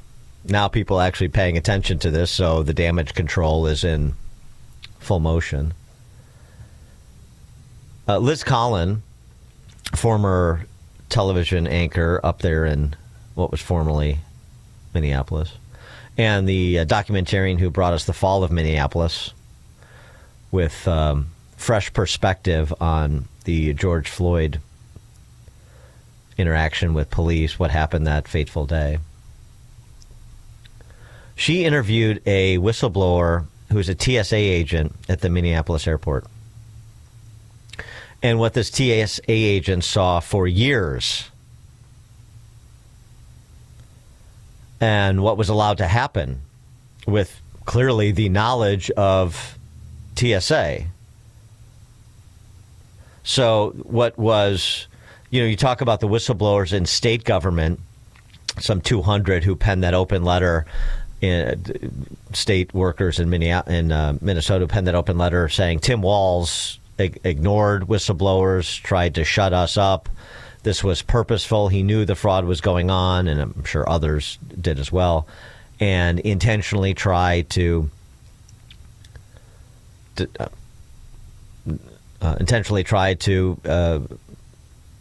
prevent it from coming to the attention of law enforcement, as did Keith Ellison, the chief law enforcement officer in Minnesota, the attorney general. Willfully blind, if not formally enabling. And the federal government had to be in on it too. Because if you see what this TSA whistleblower saw, and your superiors won't do anything, and they won't take it to their superiors, one wonders if there were conversations with congresswomen that represent the region, like, I don't know, Ilhan Omar. One wonders if this got to the federal level in terms of Homeland Security under Ali Mayorkas. One wonders if it got to the inner sanctum of the big guy's administration. Take a listen to what this TSA whistleblower saw. 2016 to 2021. Liz, thank you for joining me. You're welcome. Thank you, Liz. I applaud you and Alpha News. We appreciate that. I have to say, though, this sounds like something out of a spy movie. People going through security and getting on planes with suitcases filled with millions of dollars in cash. Tell us what you've actually seen as a TSA agent during the time you worked there. Well, I've actually seen a lot of things, but the most shocking is exactly that. I saw suitcases filled with millions of dollars of cash, and the couriers were always Somali men traveling in pairs. And they got through the checkpoint. And it just really absolutely blew my mind the first time you open a suitcase and you see millions of dollars of cash. And typically what would happen is a Leo or a law enforcement officer would come, check their credentials. I don't know what kind of questions they asked them, but their IDs were always documented, and probably their plane tickets as well. So there is a trail of that out there. And I would believe with all the cameras at the airport that if they started there, they could probably find each and every individual that brought money through the checkpoint. Obviously, this seems suspicious, if not alarming, given what seems to be a pattern here. So you're talking about millions of dollars flying out of Minneapolis, and you think it happened about every week or so? Is that right? So it certainly seemed like it happened every week. The suitcases came in, and it was always, the MO was always two Somalian men traveling in pairs. Sometimes they both had suitcases. And So the process was, as a TSA agent, we would pull the bag, and then we'd bring them to a private screening room. And we would open the suitcase and make sure that that's all it was stacks of cash. And a Leo would come and maybe question them and for sure take a picture of their identification and I'm assuming their plane ticket. I'm not sure. So there is a trail out there. Between that, I mean, it has to be documented somewhere, and all the cameras in the airport, I would imagine if they'd like to find all this cash, they should start at the airport. Because in the 5 years I was there, I believe $1 billion went through the airport. $1 billion. As if this isn't troubling enough, Liz, it's not just money you watched leave MSP, is that right? Yes, that is correct. There was another instance, again, a Somali man that had a carry-on luggage filled with brand new passports. And he was allowed to get through the checkpoint. So where he went with those passports is anybody's guess. Trafficking in ill-gotten gains from charitable and welfare state fraud to repatriate those funds to Somalia, which we know the repatriation of funds from America exceeds the Somali state's budget on an annualized basis, or at least has recently. And then identity theft and just a blind eye by TSA. Well, how has that happened? Where's that order coming from? And as that TSA whistleblower says, I mean, it's all on camera. So if you were interested in the footage and getting to the bottom of this and identifying people, you could easily do that. But apparently the federal government wasn't interested. I hope this makes its way to Sean Duffy and Kristi Noem, that Liz Collin interview, and that TSA whistleblower. Right Angle News, because you have to go to non-traditional news sources to get to the gist of the matter with these circumstances, these scandals. Anything, obviously, that would implicate the left and their use of the welfare state to create dependency, to finance their friends, to import new voters. Right Angle News has another aspect of what happens in what was formerly Minneapolis, how what Ayaan Hirsi Ali described plays itself out in the real world with grocery stores and restaurants combos. Take a listen. Oh, yeah. The Somalians have it figured out in Columbus. I went to the Walmart on Georgia Columbus, Ohio, to see if I could see people filling their carts or just kind of see what I could see. It's not the way they do it. They've got it figured out way better than that. Every single Somali restaurant has a grocery store right next door or within eyeshot of the restaurant. The specific one I went into today had it attached to the restaurant. And wow, what an adventure that was. Stay tuned for more on that. Anyways, the grocery store and the restaurant were the same building. So they don't have to go to a Walmart or a Sam's Club or a Costco necessarily. They can just order everything they need to their grocery store that's right next to or attached to the restaurant that they also own and never have to fill a single cart. And I guarantee you, if you looked at the records of those grocery stores, they lose tons of money every year, and it's probably used as a tax write-off because those groceries are being funneled into those restaurants, with a daycare center on the opposite side. And that's the common trend you'll see. There's restaurants, grocery stores, and daycare centers, and also home health care businesses. I can't forget the home health care businesses. Nakia was absolutely right. And the reason for the daycare centers I found out while I was at Walmart. 3/4 of the workers I saw working in Walmart, especially the cashiers, were Somali women. You got to figure if you have 2 or 3 wives that you don't have to claim, these women can go work at Walmart full time for $15 an hour and still qualify for food stamps as long as they have a couple kids, which you can guarantee you they at least have 2 kids. Hell, they average 7. Or same story as working as a home health care aide. They have most definitely figured out the system and how to take advantage of it. And Columbus doesn't break down its numbers like... In Minnesota, 4 in 5 Somali families are on welfare. This is according to the Center for Immigration Statistics. Immigration Services, Center for Immigration Services. These statistics. 81% of Somali families in Minnesota on welfare versus, 4 in 5 versus 1 in 5 American families. And it's interesting. That's sort of an interesting vertical integration of the operation to leverage public benefits for private businesses, and you're essentially committing tax fraud on the other end, and financing your private businesses with ill-gotten gains from the taxpayers. In addition to those scams that were being run in Minnesota through nonprofits. Jim in LaGrange on Chicago's Morning Answer. Hey, Dan, I don't know about you, but my sommelier speaks a different language. He speaks in notes of chocolate and cinnamon and things like that. But yes. But what I'm always impressed by with the Democrats is that there's no contrition, there's no introspection, there's always double down.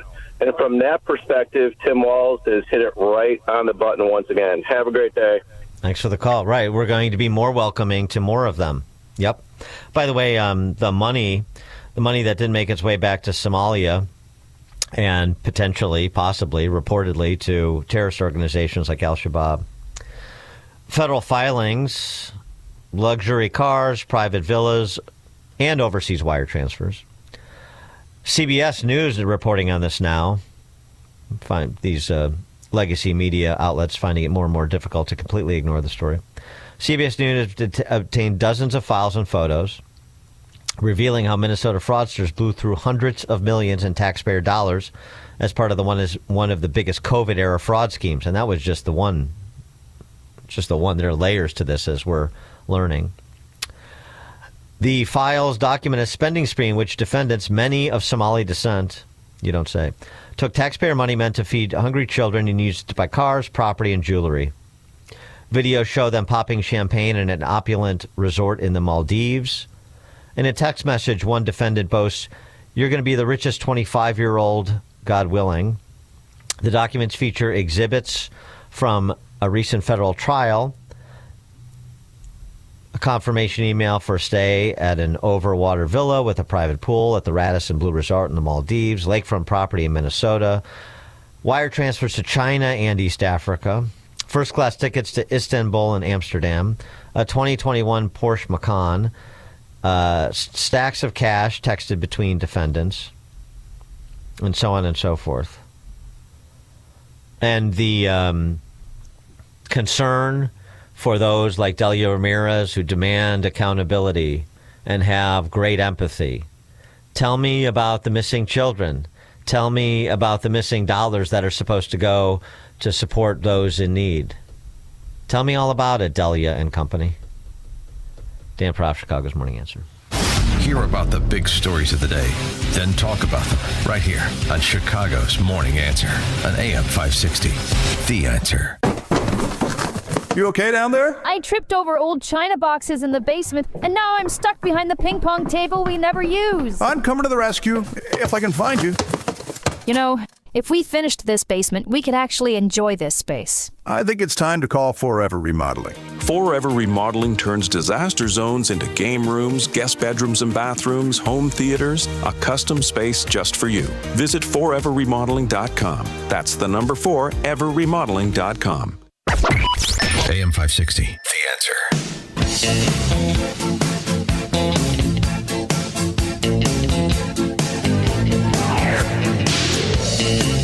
All right, coming up at 6:36, should Madigan be granted clemency, his sentence commuted? I mean, if it was good enough for Blago. 6:36, check the headlines now. Good morning. It is 24 degrees here in Chicago on AM 560 The Answer. I'm Stace Keene in the AM 560 newsroom. Chicago firefighters were called to assist in battling a blaze in Cicero yesterday. According to reports, that fire broke out around 3 o'clock at Mondo's Auto Repair. Heavy black smoke could be seen for miles as firefighters worked to put out the flames. There were no injuries reported, and the cause of the fire is still under investigation. A driver suffered only minor injuries and some hypothermia after crashing their car into an icy creek yesterday morning. According to reports, that accident happened just after 9 a.m. in Elgin. Officials say the crash was more than likely caused by icy road conditions. And a woman and 2 children that had been reported as missing have been found safe. The trio were reported missing yesterday. No word on where the trio were. This report is a service of AlmostFreeTeeth.com. Think full mouth dental implants are too expensive? Think again, not at AlmostFreeTeeth.com. With medical insurance, you could save thousands and receive your finally affordable dream smile. Check if you qualify today at AlmostFreeTeeth.com. A check of the roads is coming up in 2 minutes on AM 560 The Answer. Would you like to have your mortgage or rent paid for all of 2026? That sounds like a Christmas miracle, doesn't it? This is what Christmas is all about. Yeah, well, that's exactly what AM 560 The Answer wants to do for you. Go to 560theanswer.com/miracle to enter our Christmas Mortgage Miracle Contest. Enter once per day, every day, between now and December 20th. You can have your rent or mortgage paid for all of next year. It's a Christmas miracle. Nice. Go to 560theanswer.com/miracle. Welcome back to Ask Hassleus. What's the secret to your success? Clean living, hard work, and no employees. No employees? At Hassleus, give our mattresses a try with no pushy sales guy. Nobody breathing down my neck? Plus, way low prices, free next day delivery, and through Monday, get a free box spring or $300 off an adjustable base with the purchase of any queen or king size Beautyrest or Sealy Posturepedic mattress. You could say Hassleus is an overnight success. Hassleus.com. Dan Proft here to tell you about an opportunity for you to promote your business and to make a difference this Christmas season. I'm talking about our Food for the Poor Business Benefactor Program. We've partnered with Food for the Poor to provide life-saving food and water for thousands of children and their families in Latin America and the Caribbean. Your business can be a part of this effort. Become a Food for the Poor business benefactor by making a $2,500 tax-deductible donation to Food for the Poor. That donation will help more than 30 children for an entire year. And when you do that, AM 560 will give you 40 one-minute commercials to air here on AM 560 The Answer between 5 a.m. and 8 p.m. Monday through Friday at no additional cost to you. To take advantage of this deal, just call John Gallagher at 847-472-8950. Again, that's 847-472-8950. One more time, the number, 847-472-8950. Or go to 560theanswer.com/food for the poor. That website again, 560theanswer.com/food for the poor. The biggest time of the year for stores is during the Christmas season. And if you deal in collector coins, the main source for inventory is from people like you. We want to have our showcases fully stocked before Christmas. Last Christmas, gold was the highest ever recorded in its 5,000-year run. We don't always know if precious metals will go up or down. We're saying that if you don't appreciate that collection Grandpa left, you may want to at least find out what you can get for it. Fox Valley Coins is the trusted place where people come to buy and sell their precious metals, rare coins, and paper money.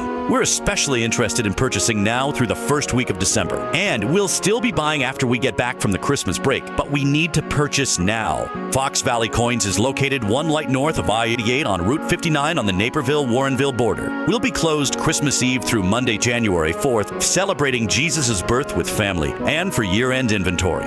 Merry Christmas from Fox Valley Coins. Family-owned, integrity since 1981. FoxValleyCoins.com. Business owners, now's the time for your business to make the move to a locally owned business bank. Hi, Mike Gallagher here to let you know that you don't have to look far. Signature Bank was founded in Chicago with a simple mission to help companies like yours grow, succeed, and thrive. Their decisions are made locally by a terrific team that knows your name, cares about your business, and invests in your success. That's why Signature Bank is my bank. I'm a customer. As business owners, they knew that local family-owned businesses were not getting the help they needed or deserved. So I invite you to reach out to my friends at Signature Bank today. Write the number down. Remember this phone number, Signature Bank, 773-467-5630, and learn all about this great bank, 773-467-5630, or visit them online at signaturebank.bank. That's signaturebank.bank. Signature Bank makes commercial banking personal. Member FDIC, equal housing lender. If you want thick, healthy, gorgeous hair, then you need Hair Volume from New Nordic. Available online at Amazon and NewNordicUSA.com or in the hair care aisle at your local CVS.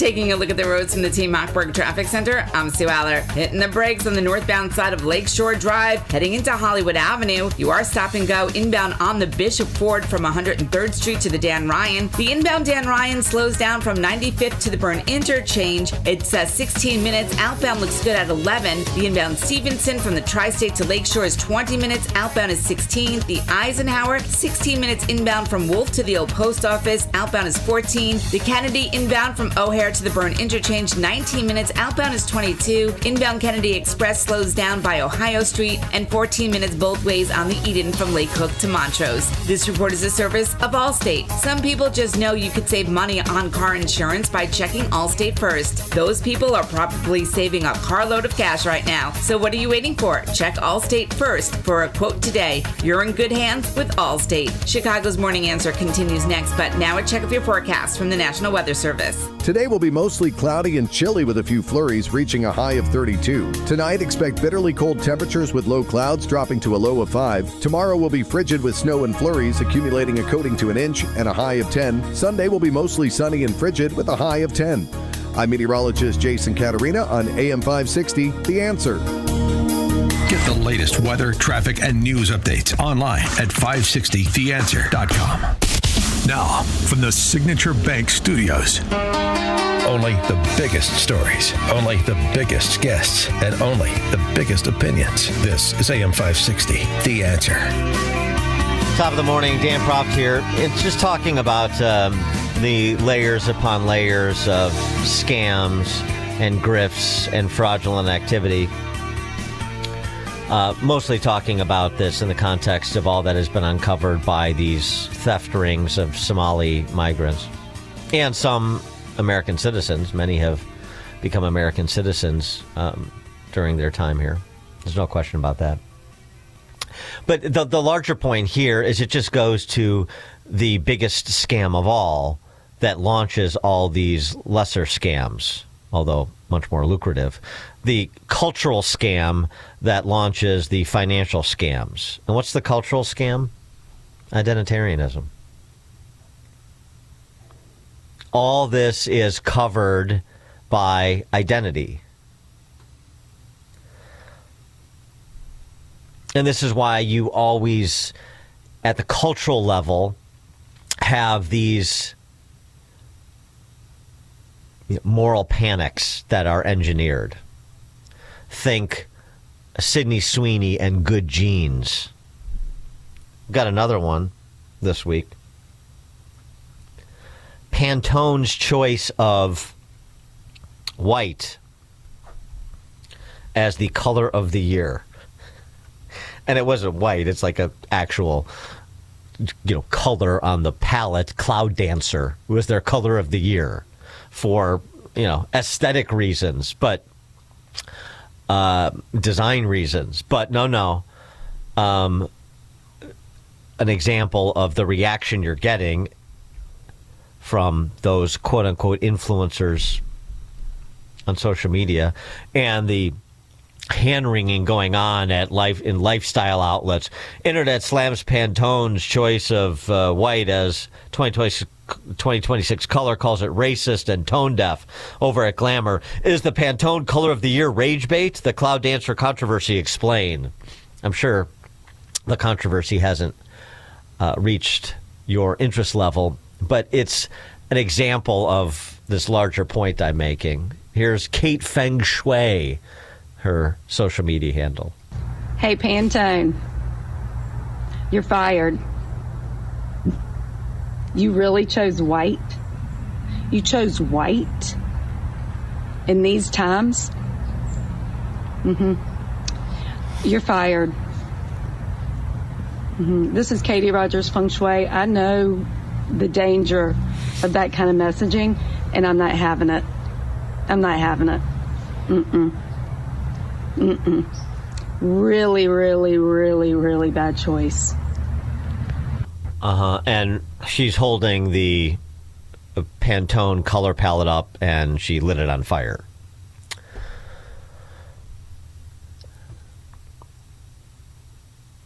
It's, again, reminiscent of something we brought you at the end of the show yesterday.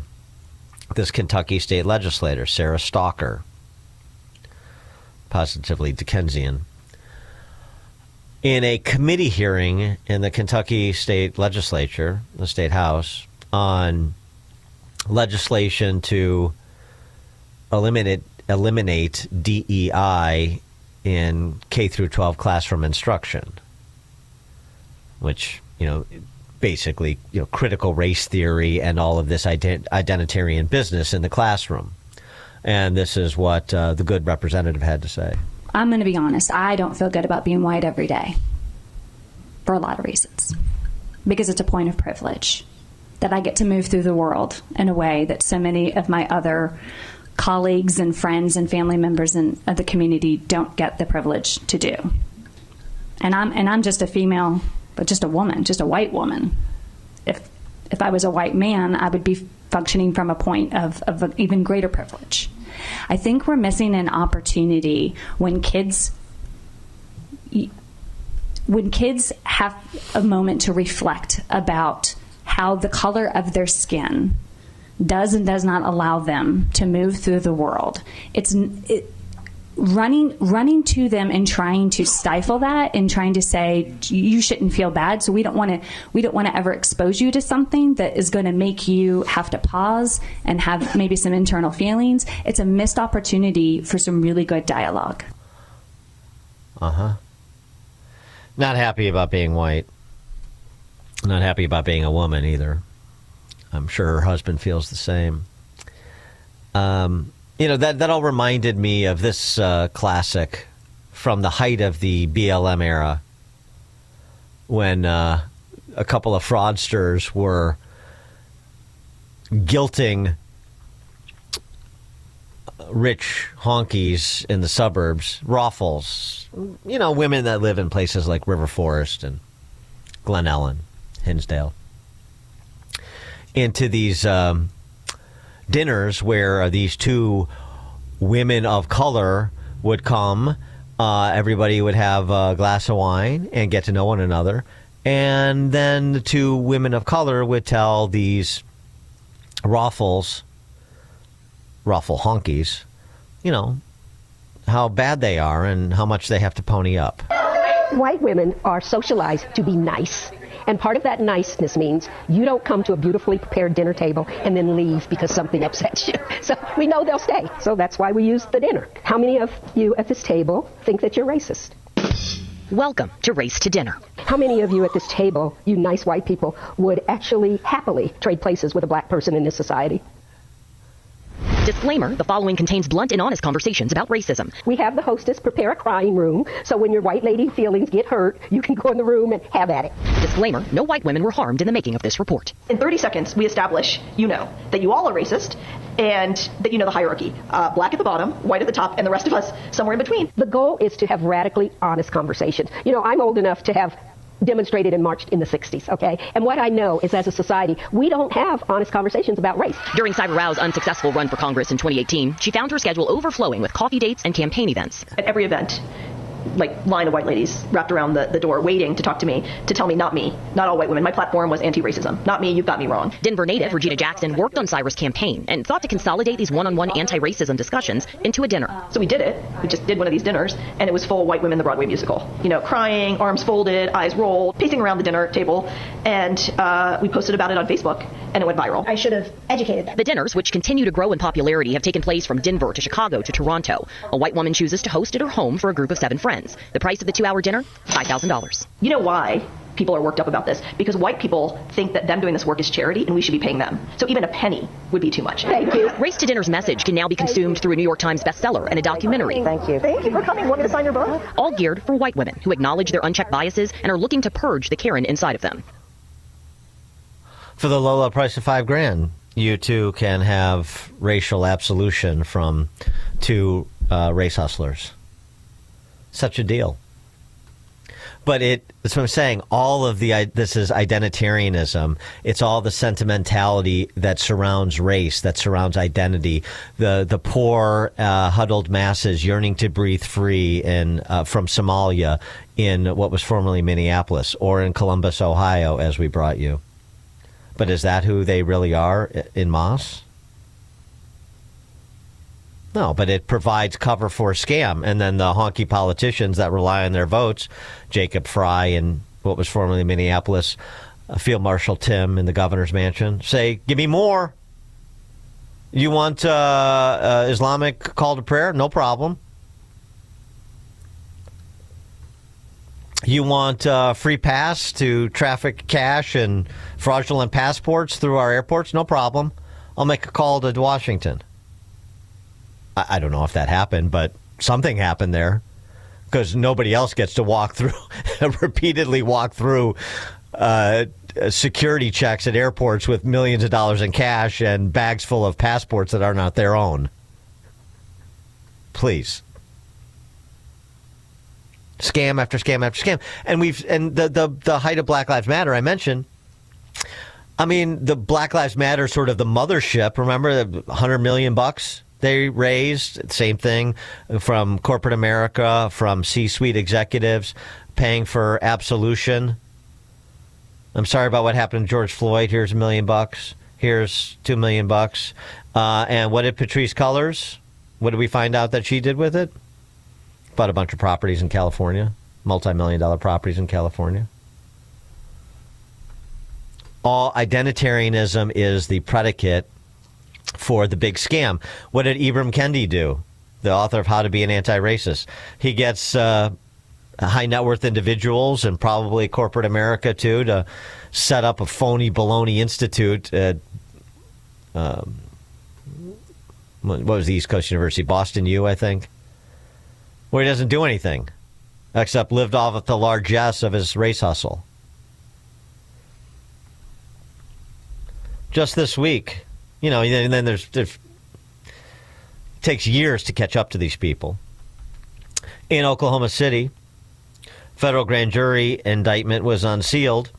The target, Tashella Sherry Amore Dickerson, wire fraud and money laundering. She was the executive director of Black Lives Matter Oklahoma City.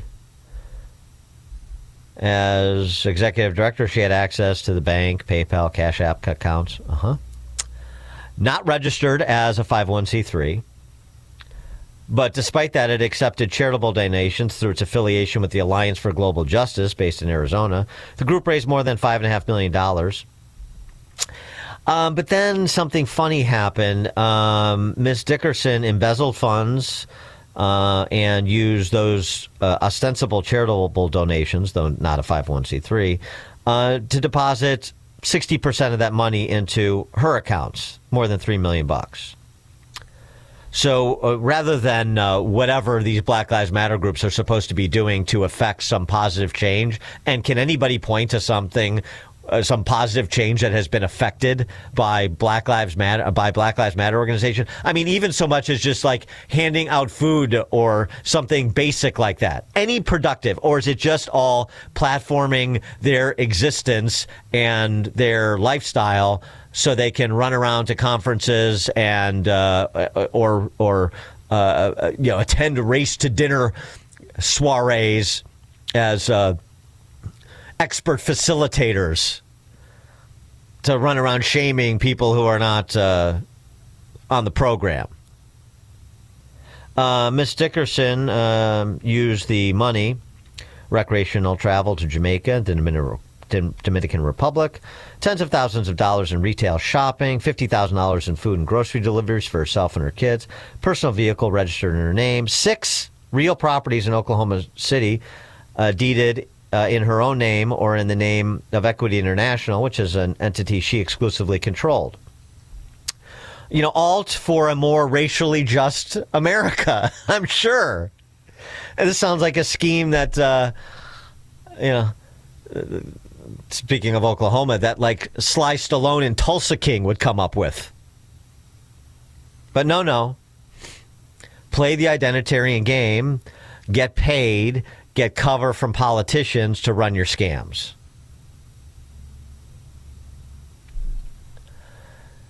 Megan Evanston, you're on Chicago's Morning Answer. Thanks for taking my call. At least Stallone is who he is. He makes no, yeah, in Tulsa King. Yeah, I'm a mobster. Yeah, right. Yeah, exactly. I'm a mobster. I love it. Okay, my point, though, today is that, Dan, those race for dinners happened in Chicago about 10 years ago. I think it was the Chicago Community Trust. But the big point that they are missing is that people forget and they put aside God. God has created every person as an individual. These liberal lunatics have turned the world upside down so that they can continue to gaze at their navel and point the finger at other people. They are insane. So I know I'm preaching to the choir. Thanks for taking my call. Thanks for the call, Megan. Well, I mean, they're insane like a fox, or like Fox is. I'm talking about the grifters, the hustlers, the guilt-ridden, sentimentality-addled honkies. Well, they're just weak, intellectually, morally, and in every other way. I mean, but that's, they're just pigeons for these hustlers. And they're obvious and easy. Jim, Southside. Morning, Dan. I grew up, in Chicago, in a white family, and I'm white. And we struggled, and it was very difficult, but we were able to do it because we did it collectively. The thing of it is that woman who is very privileged is guilty about having money. But why doesn't she do what Jane Byrne did years ago? Move into Cabrini Green. Why don't you move? I was a sergeant in Inglewood. Why don't you move into Inglewood? There's plenty of property you can fix up, or you can buy very inexpensively, and you can live by an example and talk the talk and walk the walk. You're that guilty? Do something about it. You and your rich, privileged, white privileged husband go over there and spread your white privilege to the neighborhood that you think needs the help. I think that'd be a fantastic thing. Yeah, but I mean, the Jane Byrne thing, I mean, how long was she in Cabrini Green? 2 nights? 1 week, and she had security like you wouldn't believe. Yeah, exactly. Thanks for the call, Jim. That's the point. It's always just symbolism. I mean, they're never going to go out on a limb. They're just, I got money. I just pay it to go away, or I'll post something on Facebook. I'll put a little flag up or a button or whatever you want me to do. I'll put a yard sign in my yard. And it just facilitates the hustle, and it generates,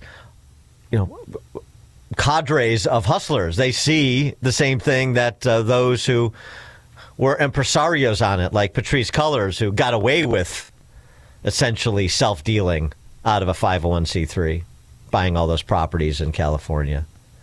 George in Naperville. Yes, Stan, it's a crazy white woman's world, and we just live in it.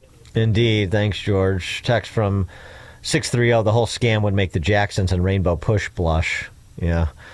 I don't know if shame is something they're capable of experiencing.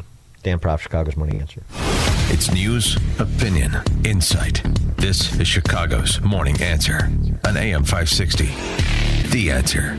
Sign up for the AM 560 Answer Advantage to get early alerts on event ticket sales, special discounts, and contest opportunities. Sign up today at 560theanswer.com/advantage.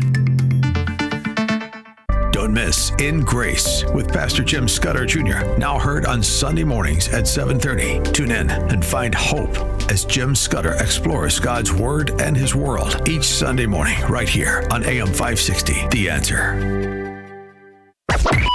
AM 560, The Answer. All right, stay tuned. Coming up at 7:07, we'll talk Safety Act with Will County State's Attorney Jim Glasgow. That's 7:07. It's not 7 o'clock. AM 560 WIND. He's no longer in ICE custody. I'm Dave Anthony, Fox News. Buenos días. Mi nombre es Kilmar Abreu Garcia. That was just a few minutes ago in Baltimore. The morning after Kilmar Abreu Garcia was released and went home, saying through an interpreter, I stand before you as a free man, and I want you to remember me this way. with my head held up high. Back in March, she was mistakenly deported to El Salvador, then returned to the U.S. in June. The Trump administration insists Kilmar Abrego Garcia is here illegally and a criminal gang member charged with human trafficking. DHS is promising to continue to fight this case in the courts, so this is not over. Abrego Garcia was freed after the federal judge overseeing the case, Paula Zinnes, ruled he's been unlawfully detained. Zinnes argued there is no final order for Abrego Garcia's removal from the U.S. This is a blow for the administration, which has implemented more immigration restrictions, and they say it's for the sake of national security. Fox's Madeline Rivera. The U.S. has put sanctions on 6 more oil tankers after seizing the tanker in what Venezuela calls theft and piracy, which follows the U.S. operation blowing up suspected Venezuelan drug boats. When asked about potentially seizing more oil tankers, White House Press Secretary Caroline Leavitt says, "We're not going to stand by and watch sanctioned vessels sail the seas with black market oil, the proceeds of which will fuel narco-terrorism of rogue and illegitimate regimes around the world." President Trump's trying to set up one set of federal rules to regulate artificial intelligence, wanting to block states' AI restrictions. The whole point of this executive order is to keep the U.S. in first place in the AI race and prevent a patchwork of different state regulations from creating a system that would hamper progress, especially when it comes to startups. It gives the Attorney General broad authority to sue or withhold federal funding from states that don't support AI dominance with their regulation. That's Fox's Jackie Heinrich at the White House. Some lawmakers in both parties oppose the president blocking state regulations. America's listening to Fox News. WIND, Chicago.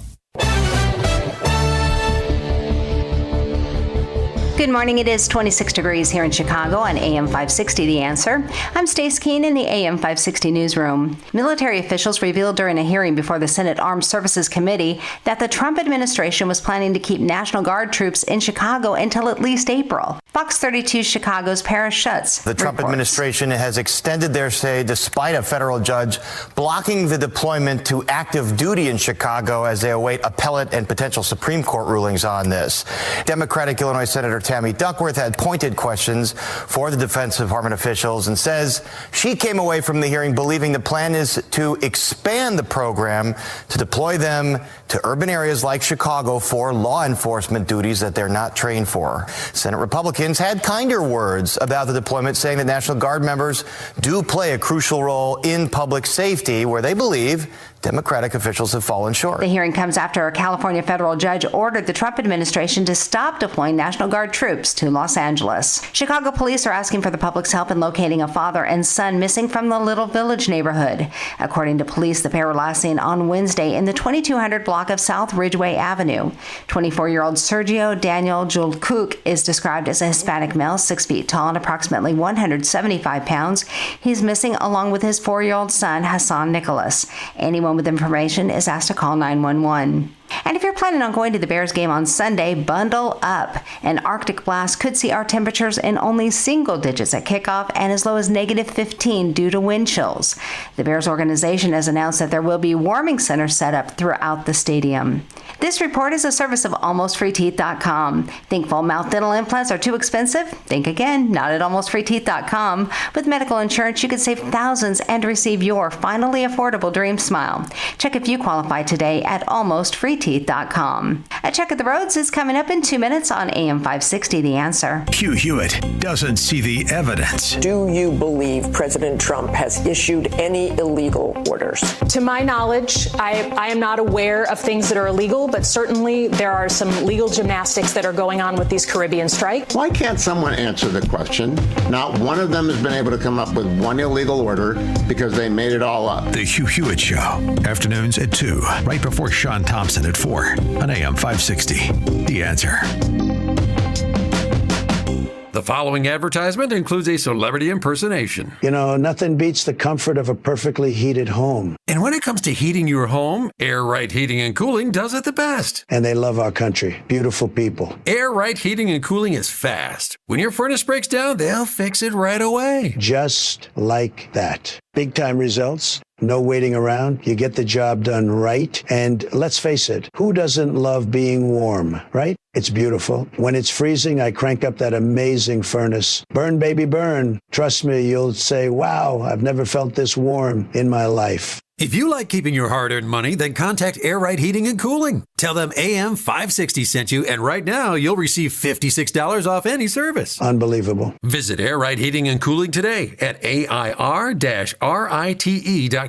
Again, that's AIR-RITE.com. Air Right Heating and Cooling. Doing it right since 1959. Are you living with dry AMD? If so, you could be on the road to geographic atrophy, or GA, a condition that leads to retinal cell death and permanent vision loss. But with Izervay, you can slow it down and get it going slower. Izervay slows GA progression by targeting a key source of retinal cell death, which may help preserve your vision longer. Izervay, or Avastin Captid Pagel, is a prescription eye injection used to treat GA. Don't take it if you have an infection or active swelling in or around your eye. Izervay can cause eye infection, retinal detachment, or increased risk of wet AMD. Izervay may temporarily increase eye pressure. Your vision may be impaired after an eye injection or exam. Don't delay. Ask your doctor about Izervay today. Izervay gets GA going slower. Visit Izervay.com. That's IZERVAY.com. Paid for by Astellas Pharma. This is Carol Platt-Liebau for Townhall.com. A billionaire tech executive has just made one of the most strategic philanthropic gifts in American history. Michael Dell, founder and CEO of Dell Technologies, and his wife Susan are giving more than $6 billion to seed savings accounts for 25 million American children 10 and younger. Each child will receive $250. This won't lift families out of poverty, but it will offer 25 million children a concrete reason to master financial literacy and their own stake in America's economic system. Generosity is always noble, but too often giving on the left relies on top-down programs that breed dependency. The Dells have taken the opposite approach, a bottom-up investment that nurtures ownership, hope, and a sense of belonging. This is philanthropy with a heart and a brain. America owes the Dells a true debt of gratitude.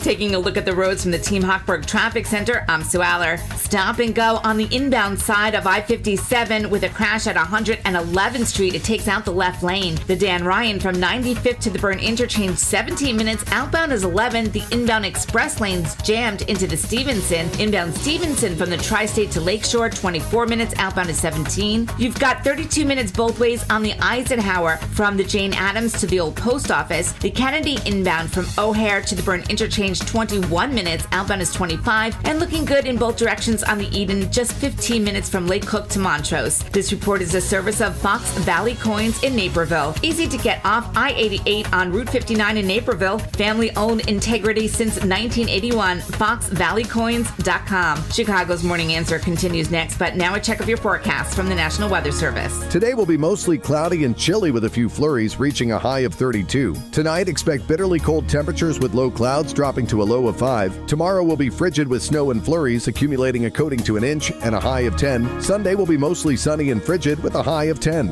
I'm meteorologist Jason Caterina on AM 560, The Answer.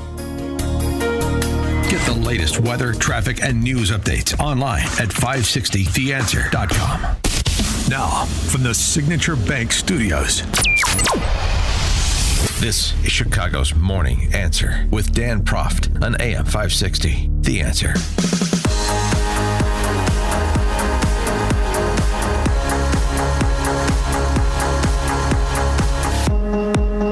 Top of the morning, Dan Proft here. Here's again what the good governor, J.B. Pritzker, had to say. February of 2022, when he signed the so-called Safety Act into law.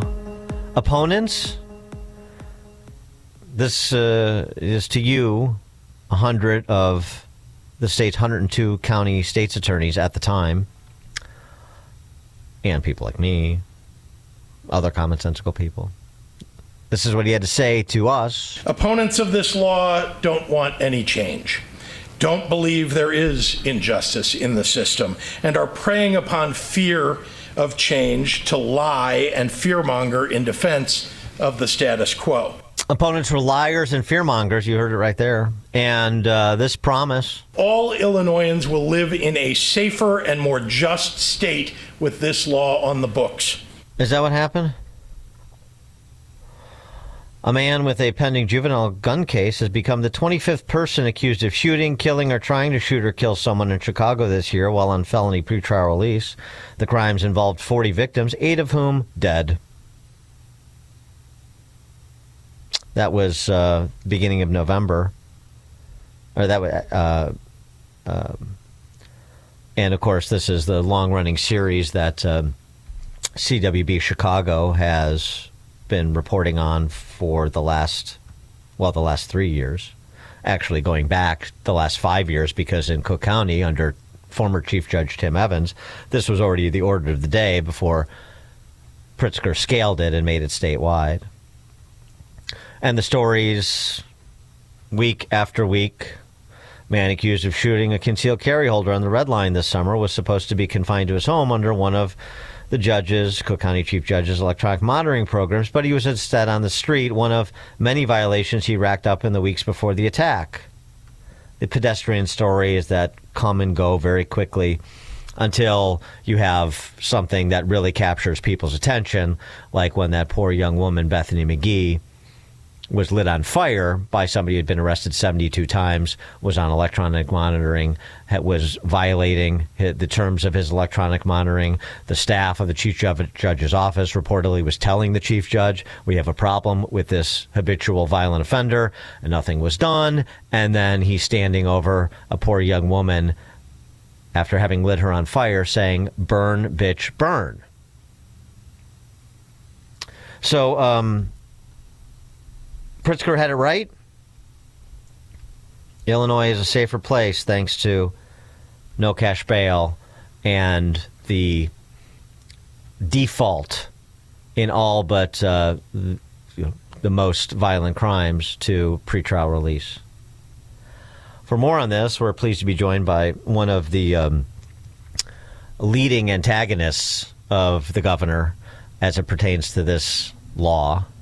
I mean, really, without Jim Glasgow's leadership, it would not have gotten the attention and would not have resulted in, after Pritzker's re-election victory, some changes being made. Not nearly enough, because in my view, the whole thing should be repealed. But it was Jim Glasgow who exhibited, really most of the political courage from that from that cohort of county state's attorneys. There were others, but Glasgow was really the leader, and he deserves credit for it because I think we all know what has transpired over the last 3 years. The evidence is fairly overwhelming. Jim Glasgow, Will County State's Attorney, thanks for joining us again. Appreciate it. Good morning, Dan. How are you? Good. We haven't talked in a while, so, take stock here. We've seen some commentary from people like former Riverside Police Chief Tom Weitzel on some of the changes that could be made and should be made if you can't get this thing repealed altogether. A lot of what Weitzel was focused on was this sort of standard of flight risk for the purposes of pretrial detention. But what's your perspective after now having worked under this law for the last couple of years? Well, I just like to go back to your opening statement where we were so castigated for challenging this law, because what people don't realize is that because we sued and because we won a decision in Kankakee, it forced them to the bargaining table, and we got a 300-page amendment that saved us from Armageddon, because the original law said no matter what crime you committed, you were out in 90 days. And when you didn't show up to court, they took away the judge's authority to issue a warrant. So a guy that killed 50 people could have stood across the courthouse and given us the finger, and the police wouldn't have had any ability to arrest him again. That's how insane the original law was. The other thing was when you tried to detain someone, you had to prove they were a danger to a specific identifiable person and not the public as a whole, which means if I murdered my wife, I come before the judge and say, hey, judge, got to let me go. The only person I'm a threat to, I killed. That's how insane the original bill was. And the media, of course, never, ever covers that. And it's just a complete gloss over. And we literally saved the state from Armageddon by filing that lawsuit and getting them to the bargaining table. Well, you have to provide evidence of a specific person being threatened. Imagine if, you don't have to imagine it. I mean, that would be like, we can't detain the guy who nearly burned Bethany McGee to death because he just attacks people randomly, as many of these criminals clearly with mental health issues do. Because he attacks people randomly, that's the basis to release, to provide pretrial release for somebody like that. That was the theory, at least. Yes, and we, as I said, we got substantial amendments to those issues I just described, or we wouldn't have survived.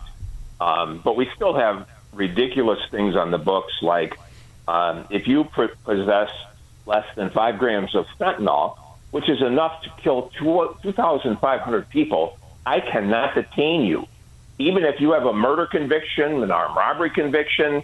And that's the essence of what needs to be fixed still in the bill, is to give the judges the authority back to look at the fact that this guy has lived a 30-year life of crime before he committed this new crime. And to protect the public, he needs to be detained.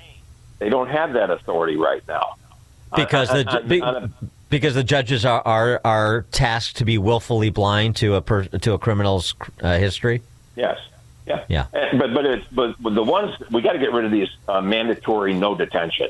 That's ridiculous because it doesn't take into account. My investigator in my office looked out his kitchen window and saw a guy sitting in his car in his garage. He goes out and arrests him for burglary. The man had been arrested 37 times prior to that and had multiple burglary convictions.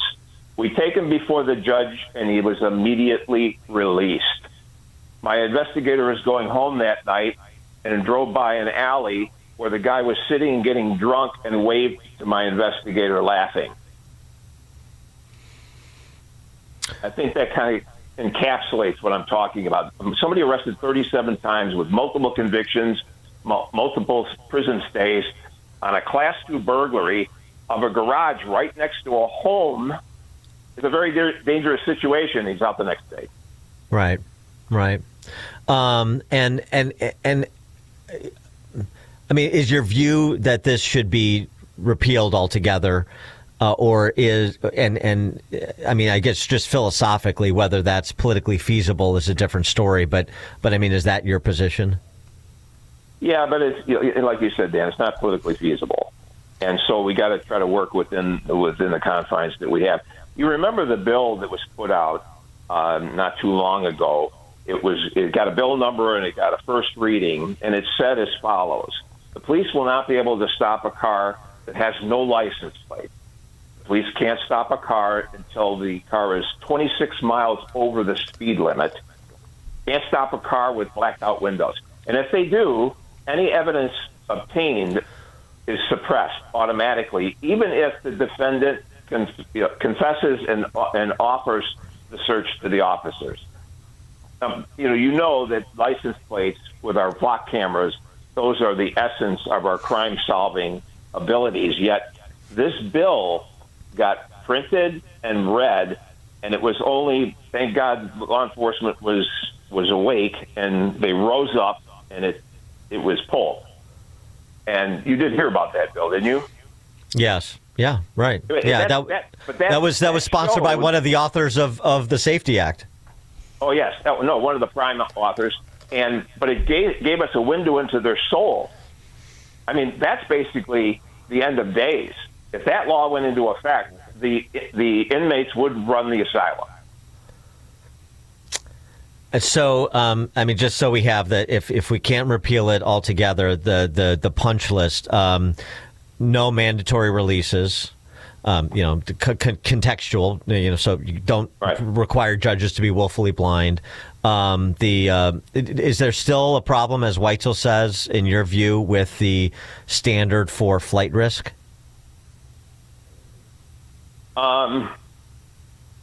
I don't know that that's one of the major problems. But obviously, these people out on ankle monitors, there's a lot of flexibility and leeway to commit crimes that we won't know about. So, and it's hard to document if they're not caught committing the crime. You follow me? I mean, so yes. The ability, I talked about the New Jersey system when we were initially challenging this. And they give their judges a lot of authority to analyze everything. And then they have holding periods to give the prosecutor plenty of time competently prosecute the case and win the case to protect the law-abiding citizens of their community. And that's all we're asking to be able to do, and use common sense. But the person's prior criminal history has to be one of the most critical factors in determining whether you detain them. And right now, that's not the case. And are you encouraged by both the new chief judge, Chuck Beach, and the new Cook County State's attorney, both sort of saying in different ways that electronic monitoring is not a proxy for pretrial detention, and Beach, saying I'm going to stand up a committee to urgently review the electronic monitoring program as it has been administered. I mean, I guess my question is too with that. I mean, it's nice to say those things, but if you don't deal with the underlying law, then is there a way to make electronic monitoring that much more efficient, effective, accountable, so that it serves as a closer approximation to pretrial detention, or are we just whistling past the graveyard on that? Yeah, that I don't know the answer to that question. Obviously, with the dangerous offenders, physical incarceration is the true answer. And you mentioned Eileen O'Neill Burke. I'd like to throw some kudos out to her. Wow. You talk about a 180-degree change at the Cook County State's Attorney's Office. We got it. And thank God. I wish she had been state's attorney when we were battling this original Safety Act. But well, yeah, she has, she and I think very similarly about public safety and the importance of protecting crime victims. And thank God she won the election. So is this still a hot topic among state's attorneys that you speak with around the state? I mean, is it something where once we get into the height of the new legislative session after the first of the year and the campaign as well, that there are going to be people that prosecute this case in terms of public policy like you're describing? Yes. And just so you know, I mean, one of the things that spurred the ease with which this Safety Act got passed is Kim Foxx. She was complicit. She helped write it. Oh, yeah. And I only had one phone conversation with her. That's the only time I ever spoke to her the whole time she was in there. And she lied to me. So that was a great christening. And, I wanted to have my prosecutors sit with her experienced prosecutors and talk about problems with the Safety Act so we could propose amendments. And she said she would do that. And then when it came time to do that, I showed up with my prosecutors, and she sent her PIO. Mm-hmm. So it crashed and burned. But she never was intending to do anything about it. Well, there were two. And people have to understand, Eileen O'Neill Burke is down about 400 prosecutors. So the people of Cook County, you need to rise up and make sure she gets the assistant state's attorney she needs. That's one of the luxuries I have down here in Will County. I have the appropriate number of attorneys in the courtroom, and we win our cases. We have time to prepare them and make sure that justice is done. And the fact that she is doing the job she is doing, I think she only has like 540 prosecutors. They used to have 900. And, I mean, that's cops are down, prosecutors are down, right? Mm-hmm. Oh, horribly under Fox, yeah. Well, and also, too, I mean, I don't want to leave them out. Credit where credit is due. Lake County State's Attorney, because this is an important Collar County, of course, a big one.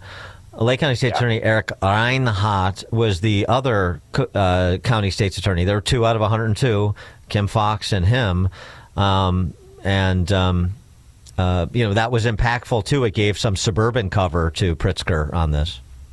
Right. Well, he was a habitual liar. He continually repeated the statement that, all serious violent offenders will remain in custody until their trial. That's what he would say, which was absolutely not the truth. So, he was a problem, but we had 100 state's attorneys against those two. And unfortunately, because Cook County is so large, that one prosecutor was, a daunting opponent. Is there anything else that's coming down the pike that concerns you in General Assembly in terms of public safety that we should be apprised of? Well, certainly this immigration issue. My God. Look, my mother was born in Ireland. I'm the son of an immigrant. She came here. She had a job. She had a place to live and never got any government aid. That's the way immigration was originally designed in this country. And look, we see what it's turned into. And, with anywhere between 12 and 15 million people coming in the last 4 years with literally no vetting. And, obviously Chicago received a number of these individuals. Look, if you're in the country illegally, that's unlawful. So you don't have a lawful right to be here. And they keep talking about it being a civil issue. It is not a civil issue. Under the federal statute, it is a misdemeanor, and it is punishable by up to 6 months in jail. And so, that's an issue that obviously we're struggling with. And like I said, I am not against the immigration, being the son of an immigrant. But at the same time, we have to use common sense and good judgment, which for 4 years we clearly did not. Yeah. Just going back to that Bethany McGee case, there's a lot of heat, including from me, directed at the judges in Lawrence Reed's career as a habitual offender, including most recently to the Judge Melina Gonzalez. In that instance, just so we're clear, because we're talking about how limited judicial discretion is in some cases, but in other circumstances. Is it your view that Melina Gonzalez, the last person, she put him out on electronic monitoring after he beat up a nurse at the psych ward in McNeil and Berwyn, and then another judge after that modified his electronic monitoring order to make it more permissive. Are those judges to be held accountable as well, that they used their discretion improperly, or did they not have the discretion that we believe they had? Well, again, holding them accountable is a whole other story. Certainly in violent crimes like you're describing there, I think there should be certainly a more tendency towards incarceration. And the judges could have done that if they wanted to. Yes. Yeah. That's the sad part. When they had the discretion to do it and they didn't do it, that's the outlier part. That that's the quality of our judges. And so. Right. But again, our whole society is a mess. These attacks on the subway, where are the people coming to her rescue? Right. I was born in 1950, and my dad did 4 years in World War II, and he taught me never walk away from a situation like that. You have to do something. That credo apparently is kind of on the wane in our society. And remember the poor gentleman that put the guy in the headlock? Daniel Penny, right? Yeah. The fact that he got prosecuted was an outrage. But you want to deter, law-abiding citizens from helping. That's a good way to do it. So we've got problems in our legal system at all levels. We just have to keep our eyes open and try to advocate for common sense and justice and keep going. Jim Glasgow, Will County State's Attorney. Jim, thanks for joining us again. Appreciate it. Dan, thanks. Take care. Bye-bye. And Jim, thank you. And Jim joined us on the Turnkey.pro answer line. This is Chicago's Morning Answer. Hallelujah! Holy on AM 560. Where's the Tylenol? The Answer. I love giving jewelry as a gift. Roland's Jewelers is the perfect place for that magical holiday gift. Hi, it's Mike Gallagher. Roland's Jewelers is the absolute perfect place for the magical holiday gift for someone you love. Buying jewelry is about trust. Roland's is the jeweler I trust. I'm a customer, and I'm always amazed by their 5-star Google reviews, so many of them, but why not? They're the best. They're family-owned. Hey, getting engaged? Roland's has a large selection of mined and lab-grown diamonds at great prices. Choose from beautifully crafted engagement rings from designer Simon G.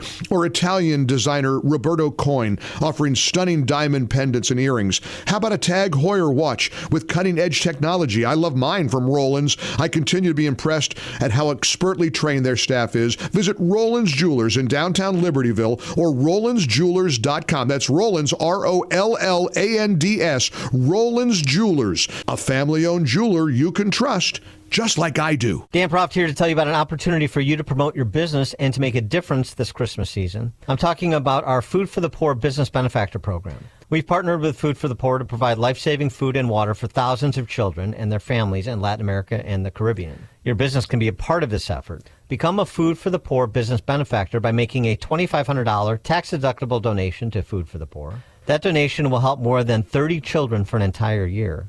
And when you do that, AM 560 will give you 40 one-minute commercials to air here on AM 560 The Answer between 5 a.m. and 8 p.m. Monday through Friday at no additional cost to you. To take advantage of this deal, just call John Gallagher at 847-472-8950. Again, that's 847-472-8950. One more time, the number, 847-472-8950. Or go to 560theanswer.com/food for the poor. That website again, 560theanswer.com/food for the poor. Want to see if you could pay less in taxes? Try the quick and easy tax calculator at willsave.com. Yes, a free tax calculator. That's WILSAVE.com. Calculate how you could keep more of your hard-earned money and give less to Uncle Sam, especially in retirement. Get your free tax analysis today at willsave.com. And don't forget to tune in to Protecting Your Assets with Steve Shyman every Saturday morning at 8, right here on AM 560 The Answer. Get 2 mattresses for the price of 1. Whoa, what are you doing? We don't do sales at Penny Mustard. I know. So how can we offer 2 mattresses for the price of 1? Because with a flippable, 2-sided foam or coil mattress from Penny Mustard, it's like having 2 mattresses for the price of 1. You'll give each side more time to breathe. And your mattress will last twice as long. See? 2 for 1. 2-sided mattresses, available every day at Penny Mustard Furnishings. 7 Chicagoland showrooms. PennyMustard.com. AM 560. The Answer. Text from 847. Speaking of that demonic ghoul Pritzker, can you talk about him signing the Assisted Suicide Act on the Feast of Our Lady of Guadalupe today? Yeah, we will. We'll get to that in Open Mic Friday at the bottom of the 8 o'clock hour. But at the bottom of the 7 o'clock hour, where we are now, coming up, we'll update our Food for the Poor campaign with Paul Jacob, who joins us to provide those details. That's 7:37. Now we check the headlines. Good morning. It is 23 degrees here in Chicago on AM 560 The Answer. I'm Stace Keene in the AM 560 newsroom. U.S. District Court Judge Andrea Wood has approved a deferred prosecution agreement to resolve the bribery case against Illinois State Senator Emil Jones III of Chicago.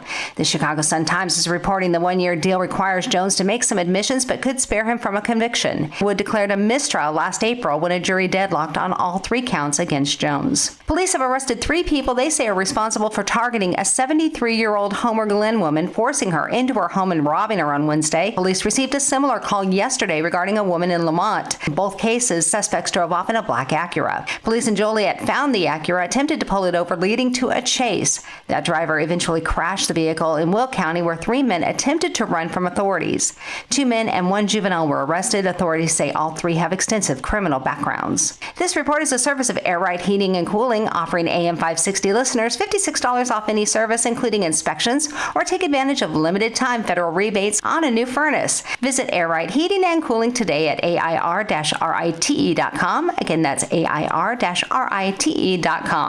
A check of the roads is coming up in 2 minutes on AM 560, The Answer. Mike Gallagher sees hope of less tension. Trump meets Mamdani in the Oval Office, and you'd have thought they were just a couple of bros. I expected it to go badly. On the other hand, I kind of liked that it didn't. There's a part of me that says if you really are serious about lowering the temperature, the political rhetoric and the temperature in America, well, this was a giant step in that direction, was it not? The Mike Gallagher Show, weekdays at 9 on AM 560, The Answer. Welcome back to Ask Hassleus. I'm Weston. What's your question? What's the secret to your success? Clean living, hard work, and no employees. You lost me on that last one. No employees? Yeah. That's the secret sizzle that makes Hassleus Mattress so popular. How are you successful without employees? You can give our mattresses a try with no pushy sales guy. Nobody talking down to me or breathing down my neck? And with no commission-crazed salespeople in the mix, our everyday mattress prices on Beautyrest, Sealy Posturepedic, and more are way low. How low? Our Queen Beautyrest Elm Cove A is just $7.94. Wow. Plus free next day delivery. And through Monday, get a free box spring or $300 off an adjustable base with the purchase of any queen or king size Beautyrest or Sealy Posturepedic mattress. Since you're a mattress store, you could say Hassleus is an overnight success. Good one. Thanks. Open 9 to 9. Find an employee-free showroom near you or shop online at Hassleus.com. Hi, I'm Ken Mariotti, owner of Woodland Windows and Doors, a third-generation family-owned business since 1969. We know you're bombarded by choices when shopping for new windows or doors, so we're inviting you to experience the Woodland difference. For decades, we have been transforming living spaces with Marvin Windows, a fifth-generation family business. Marvin replacement windows have been known to increase the warmth of your cold rooms by 10 degrees. Think about that, 10 degrees warmer. When you welcome Woodland into your home, you will get a product expert to transform your living spaces, full-time, dedicated professional installers that you can trust in your home, along with the best products like Marvin. These are the reasons we're proud of our 5-star reviews and family legacy. No gimmicks, no pressure, and upfront pricing are why Woodland Windows and Doors is your trusted window and door expert in Chicagoland. Visit woodlandwindows.com to book your free in-home expert consultation. That's woodlandwindows.com or stop by our showroom at the corner of Lake and Geary in Roselle. Check off the wish list with instant savings and free battery offers on select steel tools. Shop online or in store.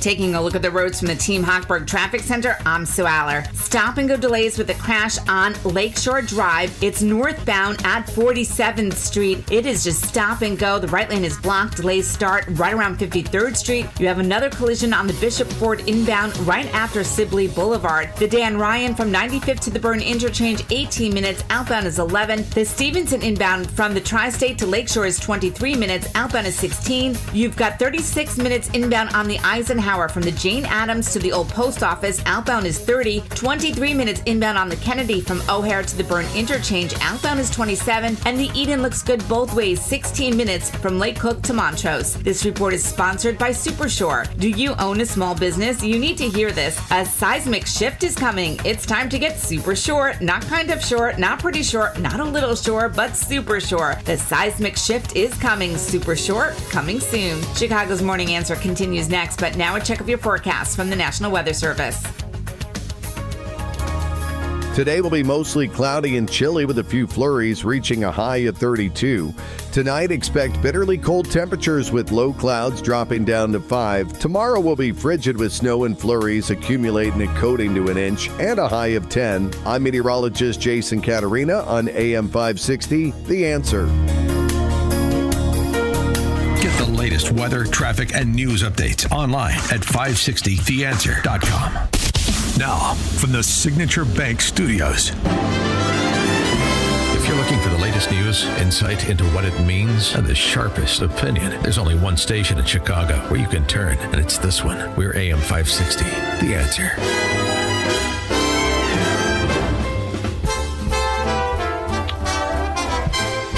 Top of the morning, Dan Proft here, and updating our Food for the Poor holiday campaign, our partnership with Food for the Poor to provide food and clean water to starving children in Latin America and the Caribbean. More than halfway to our goal.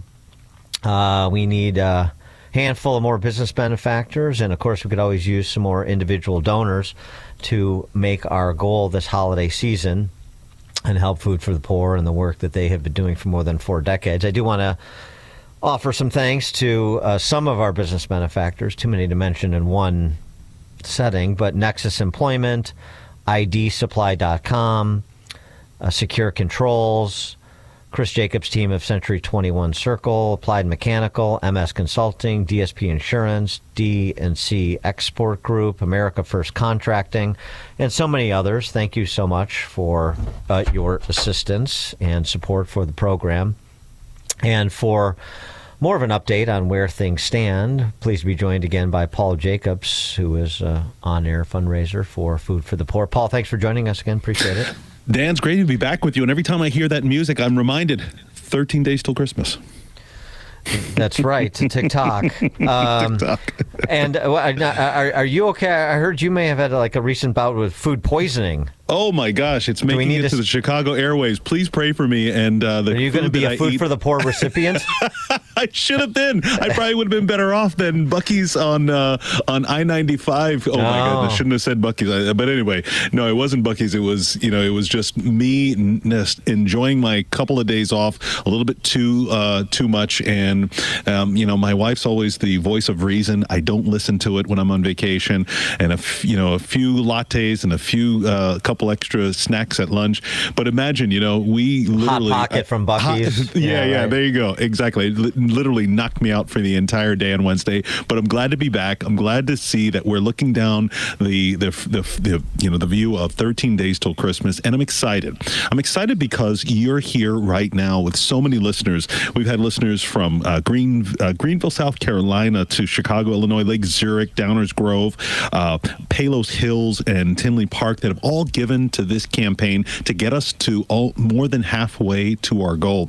And it's exciting with just 13 days to Christmas to think that there are moms, just like the moms that are listening right now, just like those who have very important moms in your life. My mother-in-law was visiting with us. That's why I was off for a few days. She just left and headed back home to spend the holidays home.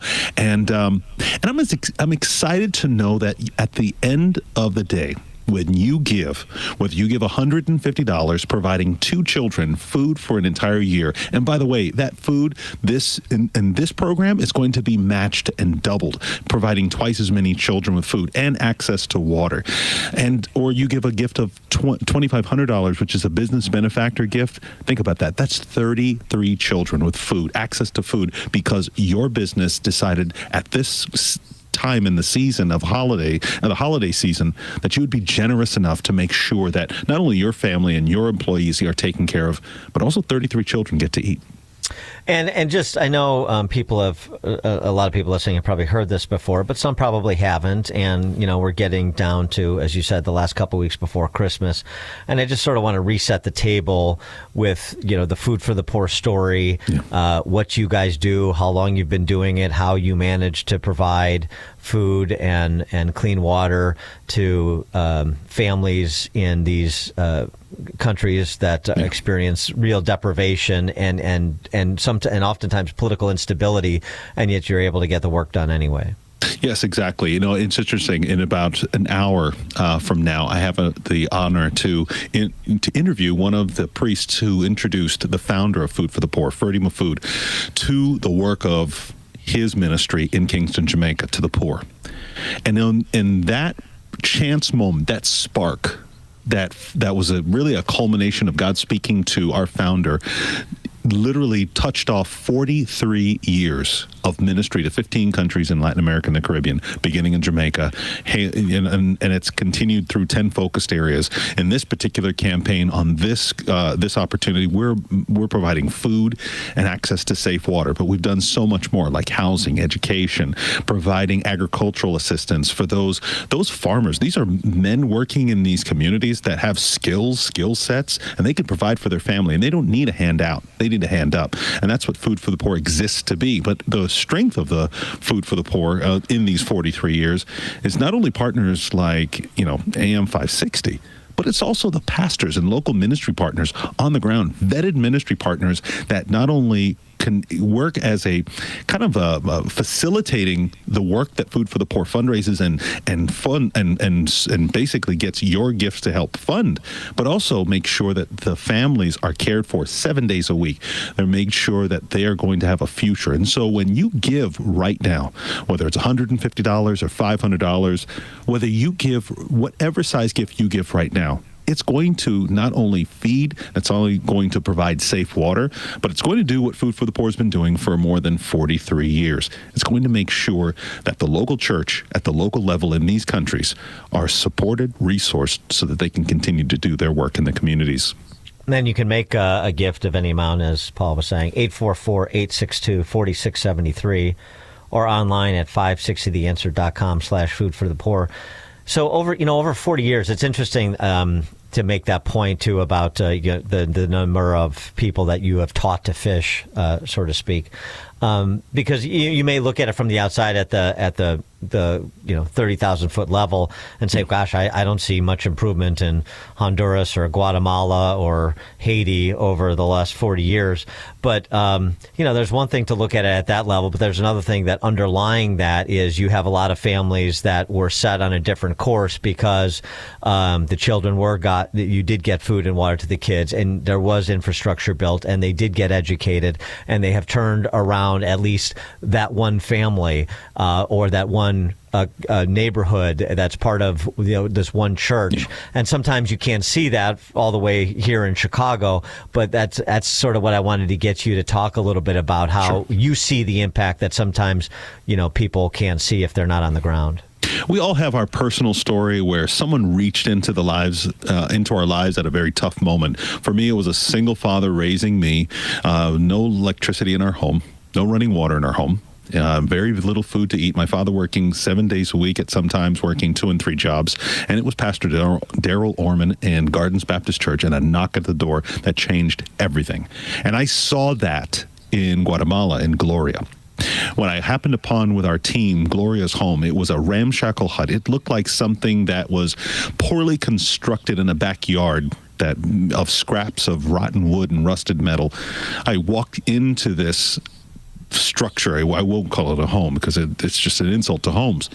And I found this little fire burning, her 3 children. She was permanently disabled and injured, and so she was very limited in walking, and her children searched the garbage dump every single day. On Thursdays, they went twice because the garbage trucks came a second time, dumping trash and bottles and cans, anything they could collect and sell back to a recycler. And I dare say if there wasn't anything, it may have been whatever was in those bags, their next meal.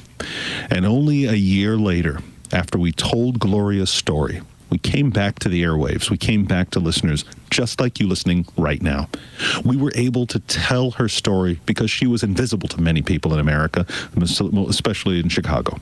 And she literally, in a year, through the generosity of donors, through the work of our pastors in that community, she had her own home. The children were back in school. All 3 of the children, especially little 9-year-old Eveline, who really touched my heart, because when we visited her that first visit and we asked her what she had to eat that day, she says, I had some boiled water. That's all my mom had to give me. And she was crying because she was hungry.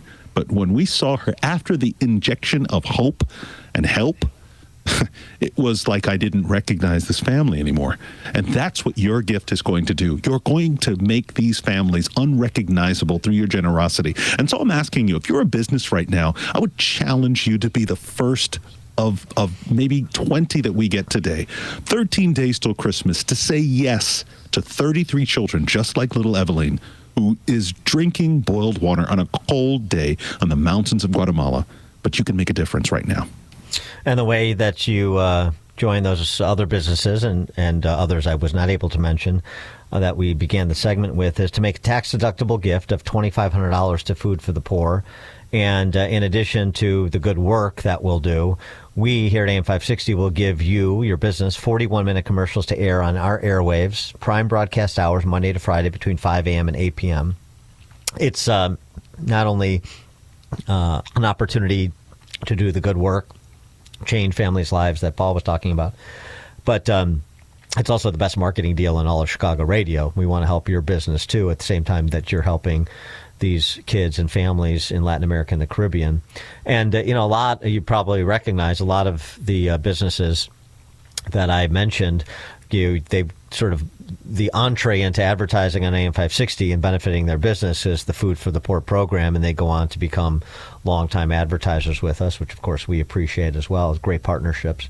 To become a business benefactor, you just call our general manager. His name is John Gallagher, and you call him at 847-472-8950. Again, to join the business benefactor program, and as I said before, we really need donor leadership from the business community to reach our goals this holiday season. John Gallagher is the man to talk to. His number is 847-472-8950. And Paul Jacobs is also the man to talk to. And Paul, thanks so much for joining us as always. We appreciate it. It's an honor, Dan. Thank you, and Merry Christmas to you and your listeners. Merry Christmas. Paul Jacob joined us on the Turnkey.pro answer line. The stories you need to know to start your day. This is Chicago's Morning Answer on AM 560. The Answer. You know me. I believe in freedom, independence, and the values that built this country. Now, I'll be the first to say President Trump has taken the steps towards reviving our economy. But inflation, trade deficits, and global uncertainty are hitting hardworking Americans where it hurts. Here's the truth. I refuse to let these hidden forces decide my future. That's why I help protect my wealth with real assets, physical gold and silver. For generations, these metals have held value no matter who's in office or what the markets do. To me, gold and silver mean independence, not just for today, but for tomorrow. If you want the peace of mind I've found, it's time to take action. I've partnered with the #1 rated precious metals company, Goldco, and right now they're offering first-time buyers a rebate of up to 10% in bonus silver on qualified accounts. Visit LaraLikesGold.com to learn how you can help safeguard your savings with gold and silver the way I do. That's LaraLikesGold.com. When you're looking to make your business bulletproof, what comes to mind? Trustworthiness? Accuracy? Truthiness? Well, that's not even a real word. In today's competitive business landscape, considerations like trust, attention to service, accuracy, and knowledge are critical. So is cost. And finding the right balance is important, especially where your business insurance, employee benefits, and executive compensation needs are concerned. For bulletproofing your business, remember DSP Insurance Services. DSP is family-owned and has provided comprehensive risk management solutions and strategic excellence across industries for over 40 years. Business owners continue to partner with DSP because they offer the robust services of a national broker, yet a personal touch that is harder than ever to find these days. Contact DSP Insurance Services for a business and risk audit today. Visit online at dspmybusiness.com. That's dspmybusiness.com. DSP Insurance, your outsourced risk management department since 1981. I can't believe how much better Dad's doing since we brought on Senior Helpers of Naperville Southwest. I know. He's more engaged, more himself. It makes such a difference having him right here at home. Around the photos, his old record player, his favorite recliner, all the little things he knows. That familiarity really matters with dementia. And their caregivers, they're just incredible. They treat him with so much patience and respect. Plus, they helped us tap into a Medicare program that offers 80 hours of respite care for Alzheimer's and dementia. We're not worried anymore, and Dad gets to stay where he's happiest, at home. Trust the caregivers at Senior Helpers of Naperville Southwest. Serving Cook, DuPage, Kane, Kendall, and Will counties. They have no hourly minimums, and you can call them 24/7 at 331-281-0728. Again, that's 331-281-0728. And tell them AM 560 sent you. Senior Helpers of Naperville Southwest. Senior care, only better. At Terra Vista of Oak Brook Terrace, dementia care isn't just what we do. It's all we do. We specialize in caring for those with Alzheimer's and other types of dementia. We're on the forefront of dementia care with a barrier-free, stress-free environment, so residents can explore safely and feel at home. But what truly sets Terra Vista apart? Personalized care. We take the time to learn each resident's story, where they lived, their routines, former careers, even the names of family members. Anyone who interacts with your loved one can immediately make them feel comfortable and understood. We meet our residents right where they are. Residents stay strong and engaged with multi-sensory activities, music, art, horticulture, our beautiful 18,000 square foot outdoor space, and even a personal trainer. At Terra Vista, residents aren't defined by their dementia. We honor the whole person. Speak to an advisor or schedule a tour today at terravista.org. Again, that's terravista.org, and tell them AM 560 sent you. Do you know what time it is? To be honest, it's 1:30. Why did you say, to be honest? To be honest, the cherry wood of the colonial bedroom at Penny Mustard reminds me of George Washington, who famously said, "I cannot tell a lie." To be honest, that's correct. That's appropriate, since the colonial bedroom is fit for a president. The solid wood design has an authentic old-timey feel. To be honest, it also features forever tight bed brackets and drawer bottoms strong enough to stand on. So you can't tell a lie? To be honest, I cannot. Okay, in that case, did you eat my turkey sub out of the fridge in the break room? To be honest, no. Okay. It wasn't turkey. It was ham. The majestic colonial bedroom featuring a king panel bed with drawers, 8-drawer dresser, panel mirror, and 3-drawer nightstand, starting at $13,445 at Penny Mustard. 7 Chicagoland showrooms. PennyMustard.com. Better versions of what people want. Penny Mustard Furnishing. We all hear the radio ads about the IRS. They tell you to be afraid, to be scared, and they try to frighten you into calling. I'm not here to do that. Tax Relief Advocates is different. TRA is here to tell you that if you owe money to the IRS, whether it's $5,000, $50,000, or $500,000, we have a solution. It doesn't matter if you're sitting in your car, at work, or with your kids. No matter where you are, call now. 800-575-6745. Don't lose hope. TRA can eliminate or reduce what you owe to the IRS. Generous programs are now available that can give you a fresh start. Our passion is taxes and helping individuals fix their IRS problems. We have over 1,000 5-star reviews on Google and an A+ with the Better Business Bureau. You don't need to be afraid of the IRS any longer. End your tax nightmare today by visiting us online at TRA.com or call 800-575-6745. That's 800-575-6745. Tax Relief Advocates. Real solutions for real people. The Christmas season is the most wonderful time of the year. But for Chicago's police, fire, and EMS, it can be challenging. Long nights on the beat and daily reminders of lost colleagues and friends can weigh heavily on the mind. R.J. Ullman Company, a commercial HVAC contractor 50 years invested in the building up of the city of Chicago, has partnered with the Well Resource Center, a local nonprofit organization on a mission to build up the health and well-being of our sometimes forgotten first responders and their families. Mental health is mental wealth. The Well offers enriching and meaningful weekly events for men and women. We encourage both the city's first responders and donors to visit the Well Resource Center online at thewellrc.org for more information, or simply drop by the club, 6160 West Higgins in the 16th District. No appointment is needed. Merry Christmas from your friends at R.J. Ullman Company and The Well. This is an important notice to all U.S. taxpayers. The IRS is giving away billions of dollars in tax savings through a federal program called the Fresh Start Initiative to aid delinquent taxpayers. This initiative was established for anyone facing financial hardship and unable to pay their back taxes. Qualifying and enrolling in this program will stop all collections, settle your delinquent tax problem, and even reduce what you owe by thousands of dollars. Call the hotline at People's Tax Relief to see if you qualify and get this free information by dialing 800-458-9469. If you have unfiled tax returns or cannot afford to pay your personal or business back taxes, you can now get the help you need. One simple phone call can resolve your tax problem and save you thousands of dollars. To see if you qualify and to get this important free information, call 800-458-9469. 800-458-9469. 800-458-9469. Dan owed an unbelievable amount of money to the IRS. I got behind on my taxes. It's a horrible feeling. He was in denial. And when I got those letters from the IRS, he wanted to act like they didn't exist. Finally, Dan turned to Optima Tax Relief, the leading tax resolution firm. A+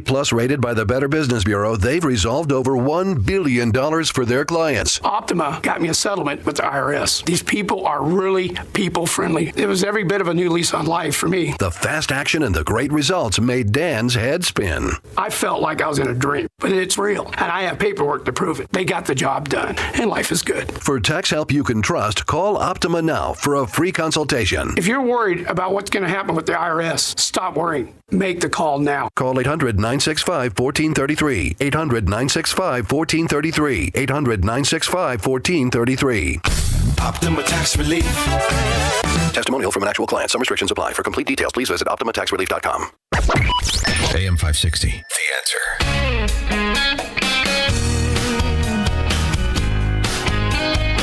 Coming up at 8:08, Jessica Malusian, Director of Center for Technology Innovation with the Competitive Enterprise Institute, on Trump's EO on AI. And then, of course, at the bottom of the hour, Open Mic Friday, taking your calls. It is now 8 o'clock on AM 560 WIND Chicago. He's free and will stay free for now. I'm Dave Anthony, Fox News. We are all Kilmer. We are all Kilmer. That's outside an office in Baltimore this morning, supporting Kilmar Abregu Garcia, who went to the ICE office for a check-in the morning after a federal judge ordered him released from custody. He said through an interpreter, I want to tell everybody who is also suffering family separation, God is with you. This is a process. Keep fighting. While Abrego Garcia was at the ICE office, that same judge this morning issued another order that immigration officials cannot re-detain him today, and he just left that office. As the Trump administration keeps trying to deport Abrego Garcia, who was mistakenly sent to El Salvador in March, then returned to the U.S. in June, now charged with human trafficking, White House Press Secretary Caroline Leavitt insists. He is a proven human trafficker. He is a proven gang member. The administration has evidence of that.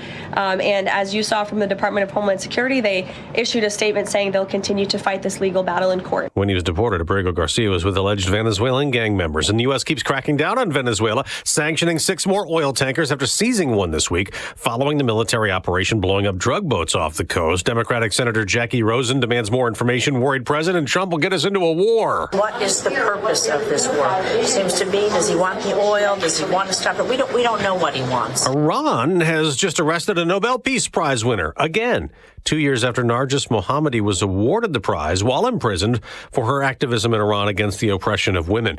Parts of Washington state remain under deep water in a flooding disaster that has led to rescues and thousands of evacuations as swollen rivers in the state keep rising. The situation is unpredictable. It's dangerous. We don't know what exactly will happen when those floodwaters come through. Emergency Management Director Robert Ezell.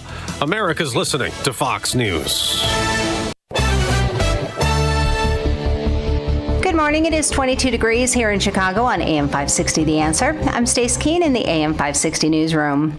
A hearing was held yesterday to decide how much access the media will get for the trial of the man accused of assassinating Turning Point USA founder and Chicago native Charlie Kirk. Fox's Chanley Painter has more. Judge Tony Graff addressed concerns from Charlie Kirk's widow Erica and the media about secrecy surrounding the court proceedings. There were complaints from Tyler Robinson's defense team about cameras showing him in shackles, and the judge did rule that was a violation of decorum rules. He ordered the cameras to be relocated but did not outright ban them from the courtroom. Another issue the judge is considering is whether or not transcripts from a previous closed hearing in October will be released. That issue led to the court to go into a 2-hour closed session. The issue of cameras during the trial will be taken up in February. A ruling on the gag order is expected later this month, but a ruling on cameras in the courtroom isn't expected until February. A judge had previously allowed the suspect to wear street clothes instead of jail clothing, but ruled he still had to be restrained. A wrongful death lawsuit has been filed in the death of a Chicago police officer who was shot by her partner earlier this year. Crystal Rivera was shot in the back by her partner as they were pursuing a suspect. The suit claims Officer Carlos Baker failed to provide medical assistance after he shot her and notes that Rivera and Baker had been in a personal relationship, which broke up about a month before the shooting. Rivera had reportedly requested a new partner after complaining to superiors about Baker's reckless behavior. Baker was not charged in the shooting, which was ruled accidental. This report is a service of AlmostFreeTeeth.com. Think full mouth dental implants are too expensive? Think again, not at AlmostFreeTeeth.com. With medical insurance, you could save thousands and receive your finally affordable dream smile. Check if you qualify today at AlmostFreeTeeth.com. A check of the roads is coming up in 2 minutes, but time now for the AM 560 Business Beat, a service of Signature Bank. I'm Charles Payne, and this is the Fox Business Report. Shares of cannabis companies are gaining after the Washington Post reported the Trump administration is expected to support dramatically weaker federal restrictions on marijuana. Tilray brand shares are up 29%, Canopy Growth has added 18%, and Cronos shares are up 11%. The report says the change would downgrade cannabis to the same level as some common prescription painkillers. Chip developer Broadcom reported upbeat earnings, and its outlook is optimistic. Though Broadcom shares are lower, the stock has gained 75% this year. Investors have been taking profits on tech stocks on concerns about artificial intelligence spending. Stock futures are mixed. The Dow closed at its 18th record of the year yesterday. That's your Fox Business Report. I'm Jenny Coselda. Invested in you. Larry Elder sees another paranoia. There was a CNN report about the 2020 election. Their politics editor, Chris Cillizza, said 76% of the self-identified Republicans believe there was widespread fraud. However, 78% of Democrats feel the same way about the election that Trump won. But nobody calls them election deniers. The Larry Elder Show, weeknights at 8, right before Sean Hannity at 10 on AM 560. The Answer. Sign up for the AM 560 Answer Advantage to get early alerts on event ticket sales, special discounts, and contest opportunities. Sign up today at 560theanswer.com/advantage. Honey, what's for dinner? Honestly, nothing. Nothing? Why not? Because every time I need a pan, I have to unload half the kitchen first. It's like Jenga, but with casserole dishes. Exactly. And I always lose. At Forever Remodeling, we create kitchens that fit your life, not the other way around. From smart storage to stunning finishes, start cooking in a kitchen built just for you. Visit foreverremodeling.com. That's the number 4, everremodeling.com. Hey, you want to give the gift they'll actually use this holiday? Peace of mind? Give the people in your life something that will protect them. Go to BYRNA.com today. They are the world leader in less lethal personal defense. It's compact, it's concealable, it's powerful. The newest burner compact fits in a pocket, a purse, while delivering real stopping power for up to 60 feet away. I carry one every day. I recommend every family have a burner, every person have one. Now, it fires potent, kinetic, and aerosol rounds that can stop any attacker in their tracks for up to 40 minutes. It's legal in all 50 states. You don't need a background check. It ships right to your door. Burner gives both the gift giver and the recipient peace of mind, not just for the holidays, but all year round and for many years to come. Protect your loved ones. Safety is priceless. Visit BYRNA.com today and find the right launcher for you and your family. That's BYRNA.com. Chicago businesses. Your phone, internet, and IT should work well 24/7. But when it doesn't, who are you calling? An overseas help desk? If you want clear, reliable local experts, consider Access One. Access One has been powering Chicago businesses with secure, reliable IT solutions for over 30 years from our headquarters right here in the West Loop. Whether it's VoIP phones, dedicated internet, managed cybersecurity, cloud backups, or 24/7 support, Access One has you covered. Access One is Chicago-owned, Chicago-run, and serving thousands of companies from Naperville to the North Shore and everywhere in between. We're rated top 5% in customer satisfaction, a Better Business Bureau A+ rated business, and trusted by law firms, clinics, tech startups to manufacturers. Let's talk about making your IT work well. Call 800-654-1555 or visit AccessOneInc.com. That's AccessOneInc.com. Tech made personal, locally. Are you living with dry AMD? If so, you could be on the road to geographic atrophy, or GA, a condition that leads to retinal cell death and permanent vision loss. But with Izervay, you can slow it down and get it going slower. Izervay slows GA progression by targeting a key source of retinal cell death, which may help preserve your vision longer. Izervay, or Avastin Captid Pagel, is a prescription eye injection used to treat GA. Don't take it if you have an infection or active swelling in or around your eye. Izervay can cause eye infection, retinal detachment, or increased risk of wet AMD. Izervay may temporarily increase eye pressure. Your vision may be impaired after an eye injection or exam. Don't delay. Ask your doctor about Izervay today. Izervay gets GA going slower. Visit Izervay.com. That's IZERVAY.com. Paid for by Astellas Pharma.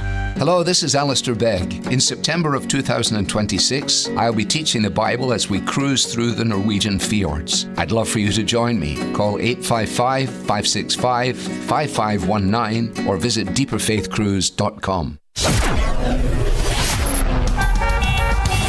Taking a look at the roads from the Team Hochberg Traffic Center, I'm Sue Aller. Big mess now inbound on the Stevenson. There's a crash involving a flipped over car just before the Dan Ryan. It takes down 3 right lanes, and the delays, they begin right around Central Avenue. So it's 53 minutes inbound from the Tri-State to Lakeshore. Outbound is 19, and the Dan Ryan Express lanes completely jammed as you approach the Stevenson. On the main roadway, you have 25 minutes from 95th to the Byrne Interchange. Outbound is 12. The Eisenhower from the Jane Addams to the Old Post Office is 43 minutes. Outbound is 34. The Kennedy inbound from O'Hare to the Byrne Interchange, 32 minutes. Outbound is 29. And the Eden looks good on the inbound side from Lake Cook to Montrose, 15 minutes. A little bit sluggish on the outbound side at 24. Chicago's Morning Answer continues next, but now a check of your forecast from the National Weather Service. Today will be mostly cloudy and chilly with a few flurries, reaching a high of 32. Tonight, expect bitterly cold temperatures with low clouds dropping to a low of 5. Tomorrow will be frigid with snow and flurries, accumulating a coating to an inch and a high of 10. Sunday will be mostly sunny and frigid with a high of 10. I'm meteorologist Jason Caterina on AM 560, The Answer. Get the latest weather, traffic, and news updates online at 560theanswer.com. Now, from the Signature Bank Studios. This is Chicago's Morning Answer with Dan Proft on AM 560. The Answer.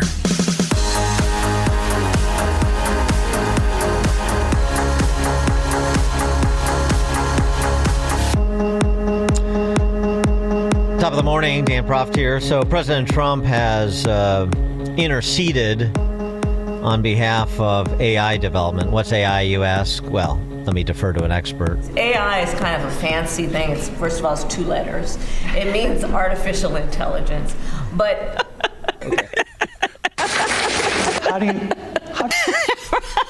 Yeah, thank you, Kamala. It does mean artificial intelligence, and this week, President Trump signed a AIEO.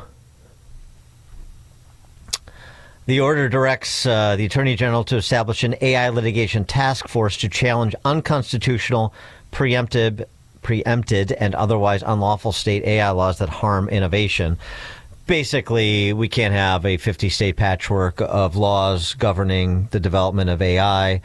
We need to be unified because China is unified. That was the message. And it was a message well received by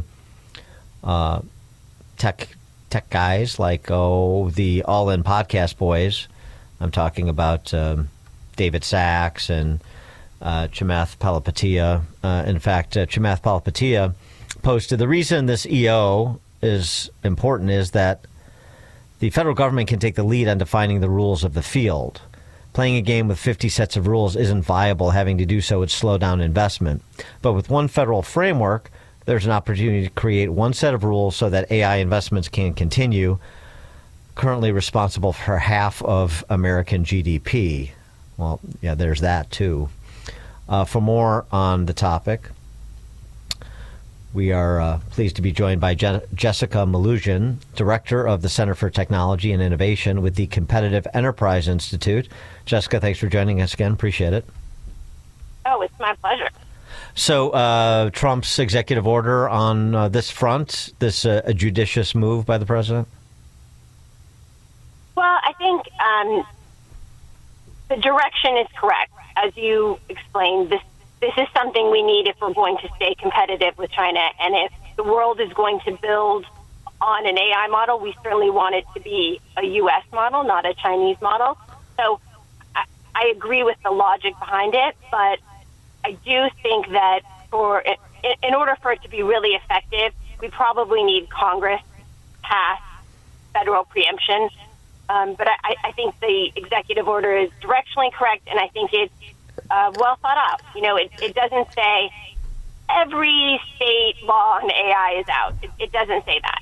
It reserves the state powers to what they traditionally are, which is local policing powers, meaning, in this case, consumer protection laws would be fine, fighting fraud that involves AI would be fine, privacy concerns fine, and of course any criminal activity that involves AI is all still left to the states to regulate as they see fit. That's sort of the user side. What this executive order says is, in terms of building foundational models and commerce that inevitably will travel not just across state lines, but globally, we really need one set of rules so that if an entrepreneur in Ohio is building something, he doesn't have to say, well, let me make sure I'm compliant with 50 different regimes. Or, more likely, what's going to happen is that he's going to say, well, why don't I be compliant with the most severe, the most repressive regulatory regime? So the practical implication, if we don't get out in front of this, is that the whole country is going to be governed by California regulations or New York regulations. And that's not much of a pro-growth strategy when you put it against Chinese AI developers that are not facing any of those constraints. In some of your comments, you said that while preempting the patchwork of AI laws is critical, it should not come at the expense of speech rights and parental prerogatives. What are you concerned about exactly there? So right now there's a separate, but the timing suggests related group of bills in Congress that's going through hearings. We just had a markup on 18 of them at one time yesterday, and those are about kids' safety protection online. And I just am concerned that we're about to swap out some sort of hasty moves on, good intentions for keeping kids safe online. We all want that. We probably need to have a longer conversation about how that's actually achievable and is in accord with First Amendment protections and a lot of and parental rights. So I just get worried at the end of the year with this must-pass stuff that things get attached to things and deals get made. And unfortunately, that doesn't always make for the best policy for U.S. consumers of this technology. Well, are you speaking about the Australia and now Denmark following suit, social media bans for kids, Australia under 16? That's in force. Denmark is looking at doing the same for kids under 15. And you've had some people in this country say that's a good idea, including presidential aspirant and former Chicago Mayor Rahm Emanuel. Is that one of the concerns? Yeah, I think it's certainly along those lines. That's exactly right. The measures that they're considering are variants of that, more or lesser degrees. But, I've been really surprised by the reaction of a lot of people casually talking about the Australian media ban. And I understand parental fatigue. I have two teens myself, and it is a part of my parenting struggle to make sure they're using that technology responsibly. But, in the U.S., the First Amendment probably would get in the way of an outright ban like that. Kids don't have full First Amendment rights, but they do have some, and I think certainly there would be a legal challenge if we tried to ban wide swaths of little Americans from their Instagram pages. But I think the bigger concern is that I don't really want the government telling me when and if my 15-year-old is ready for a YouTube account. I feel like these are things that should be decided household by household. And certainly we want to support parents with education about this stuff. The tools for parental controls are getting better and easier to use all the time. But we're low on the learning curve. Seems like we've had social media forever. It really hasn't been that long. This might be the first generation where we're parenting with it. So I think we should give that a little more time. And I think that, every kid's different. Every family's different. If you happen to be lucky enough to have a nerdy kid, they're probably using a lot of their social media really productively to learn about things. If you have a kid who you're a little more concerned about keeping on the rails, then you have more control over that. You already can. I remind parents, and they don't like to hear it, it's not fun to say no, but we can still say no. We can delay when we buy them that phone. We can get them a flip phone first. We can put parental controls on there. There's a lot of options, and I feel like the right answer is usually somewhere in that gray area, not a top-down ban like we've seen in Australia. So, not that this outlet matters much, so its intonations about who is the person or human of the year and who is not don't matter that much. But it is, interesting fodder for discussion. Particularly, I wanted to ask you about Time Magazine naming the architects of AI as the humans of the year, maybe because there will be no humans of the year anymore in short order. It's going to be Optimus will be the robot of the year or something. But, the architects of AI, from Jensen Huang at NVIDIA, of course, to, Sam Altman and Elon Musk and on down the line of the architects. But the architects of AI they're not all created equally. Can you give us sort of a general handle on what you think the state of AI development is and who you think is really providing the best and most balanced vision for it? Yeah, it is funny that Time Magazine, this sort of antiquated thing, I will give them credit for recognizing a challenger to their business models here. But I guess for me, what's most exciting about AI and what I think will ultimately be the most celebrated is not necessarily the guys developing the models, but all the developers who are building off those models to make tools that are really going to improve the quality of our lives. And I don't just mean, but I do include things that will make more convenient, more efficient. We are already experiencing those things. There will be more of that, but it's not really an overstatement to say that, eventually AI might, cure cancer, might get rid of a lot of big problems we have. So for me, it's the second stage of that, the more targeted tools that are working on big problems. And we could, in the future, we could have so much energy abundance that we don't talk about that as a problem anymore. We could have huge medical advances that literally save people's lives and improve their quality of life in the meantime.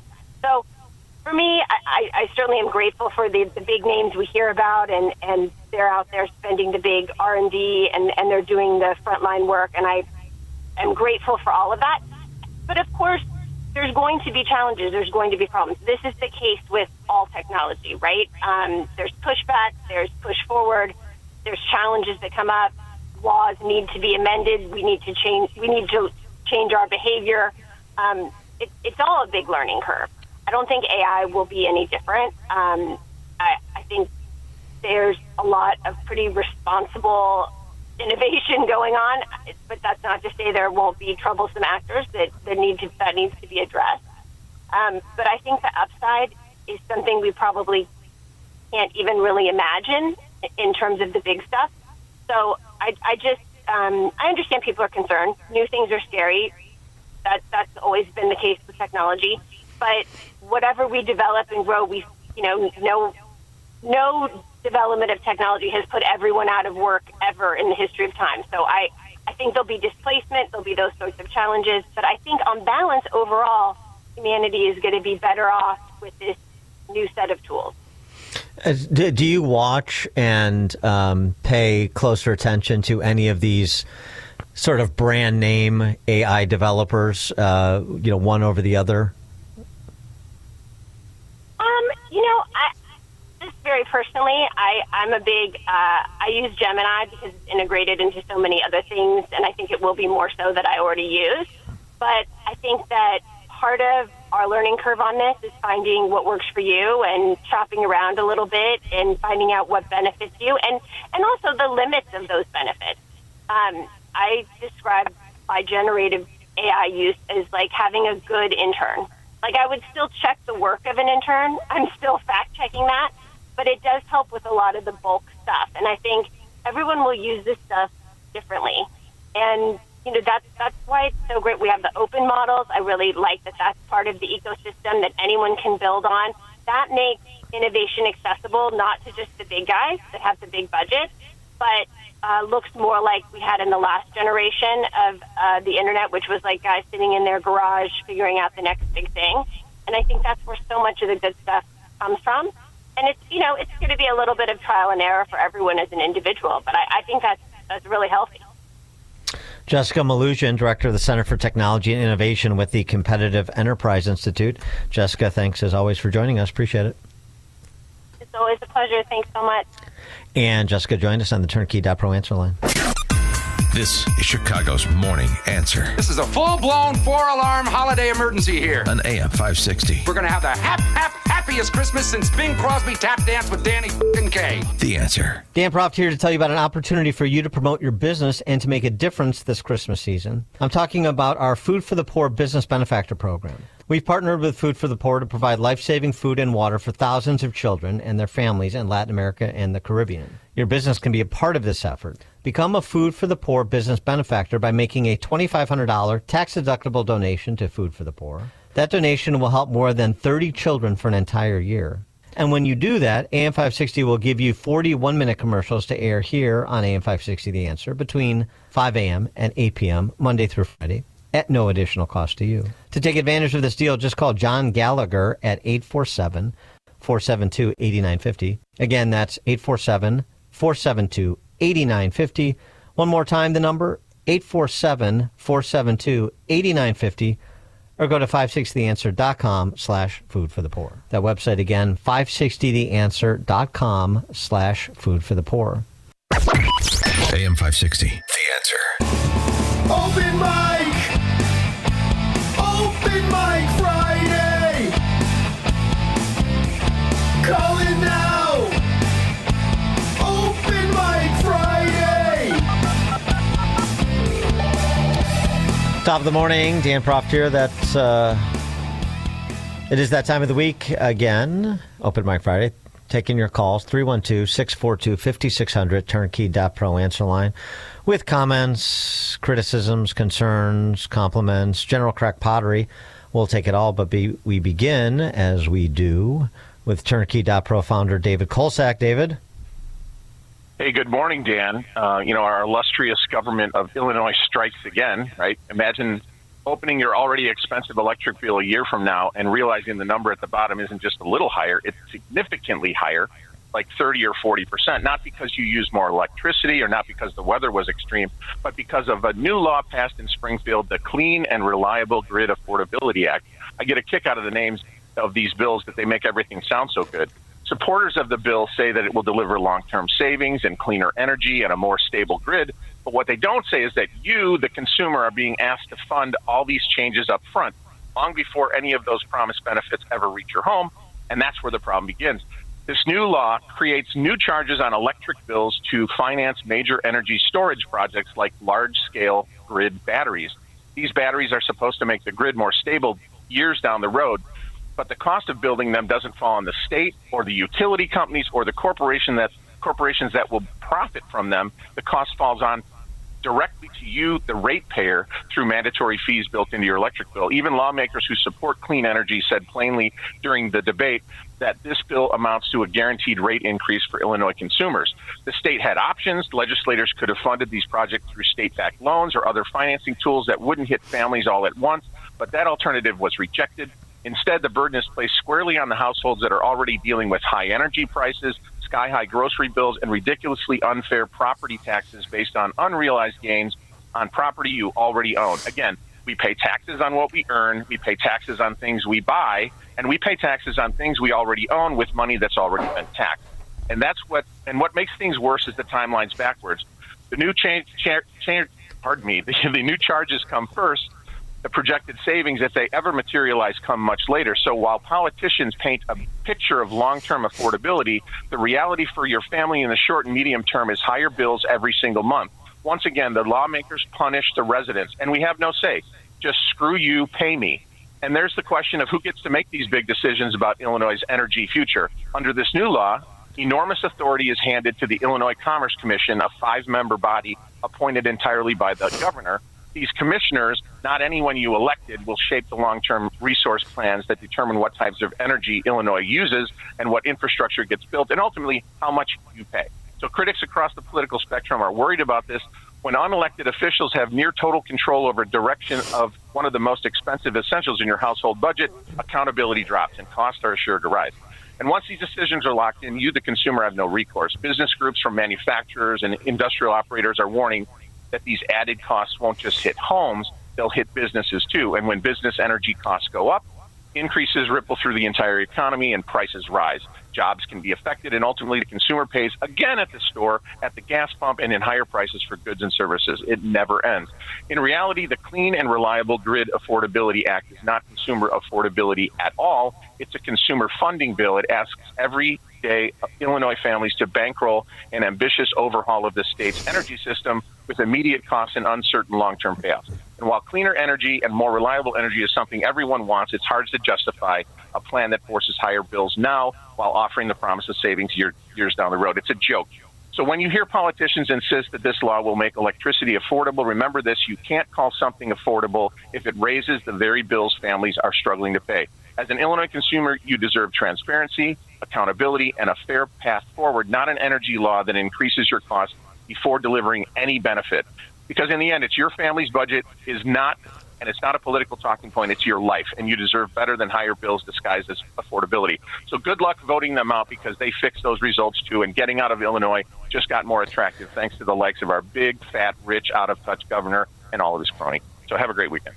Very good. Yeah, affordable energy, just like they provided affordable health care. Yes, very good, David. By the way, I like the phrase, or I like the description of property taxes as an unrealized tax as a tax on unrealized gains. That's exactly what it is. That's exactly. So we talk about this in the context. They promote the idea of an unrealized capital gains tax, and there's a hue and cry. But that's exactly. I mean, there's so many ways to describe this. It's a taking. It's this and that. But it absolutely is a tax on unrealized gains, the property tax. Yeah, that's good. That's a good way to put it. Ridiculous. All right, thanks, David. Appreciate it. All right, 312-642-5600, turnkey.pro answer line, taking your calls. And also, too, I'll throw out just one thing here and there over the next almost half hour.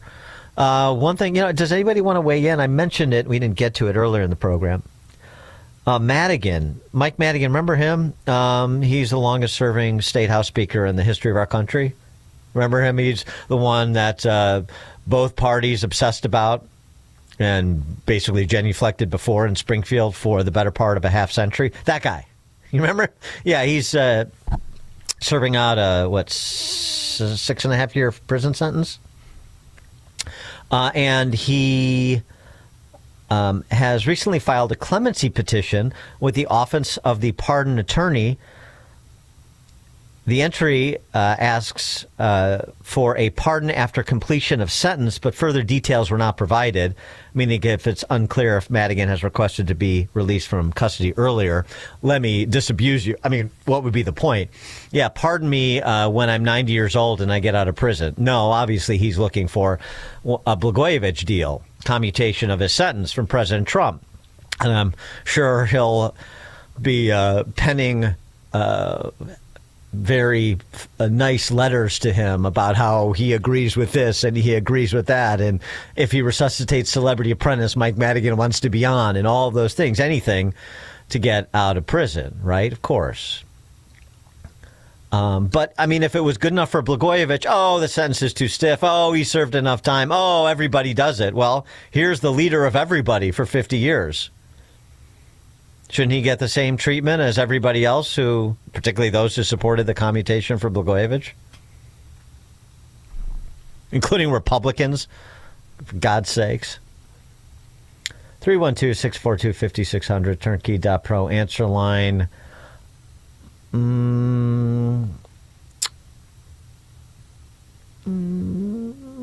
Jerry in Harwood Heights. Good morning, Dan. Born Natali. I'd like to ask you, why is it that these black politicians can get away with saying whatever they want and there's no repercussions? We got the hate speech coming from Maxine Waters. We got the racist stuff coming out of Jasmine Crockett's pie hole. Now we got this idiot saying that the killing of that National Guard was just an unfortunate accident. Now, is this the same idiot that said Guam was going to tip over? Hank Johnson? I mean, probably. I didn't catch his comments on the National Guardsmen, the shooting of those National Guardsmen. He said it was an unfortunate accident. I wouldn't be surprised. Yeah, it sounds Where's the call for his impeachment? Where's the call from the Republicans to force him to resign? Oh, wait a minute. The spineless Republicans are the only ones that are forced to resign. Thanks for the call, Jerry. Didn't miss that one from Hank Johnson. Yeah, he's very quotable, Hank Johnson. Deep intellect. Kevin, Austin, Texas. Perhaps if Mike Madigan was on a episode of The Apprentice, he might have a shot at getting clemency from Trump. Yeah. But without that, I don't think he will. I've got an idea. Earlier in the week, you're talking about you got to stop fatalism in Illinois and also work within your sphere of influence. I've got an idea, and if you just hear me out on it.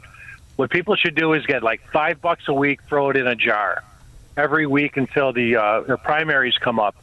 And then, and I mentioned this earlier, call it a Liberty jar. So then when the time comes up, if you find a candidate that you think is good, you can donate to the candidate.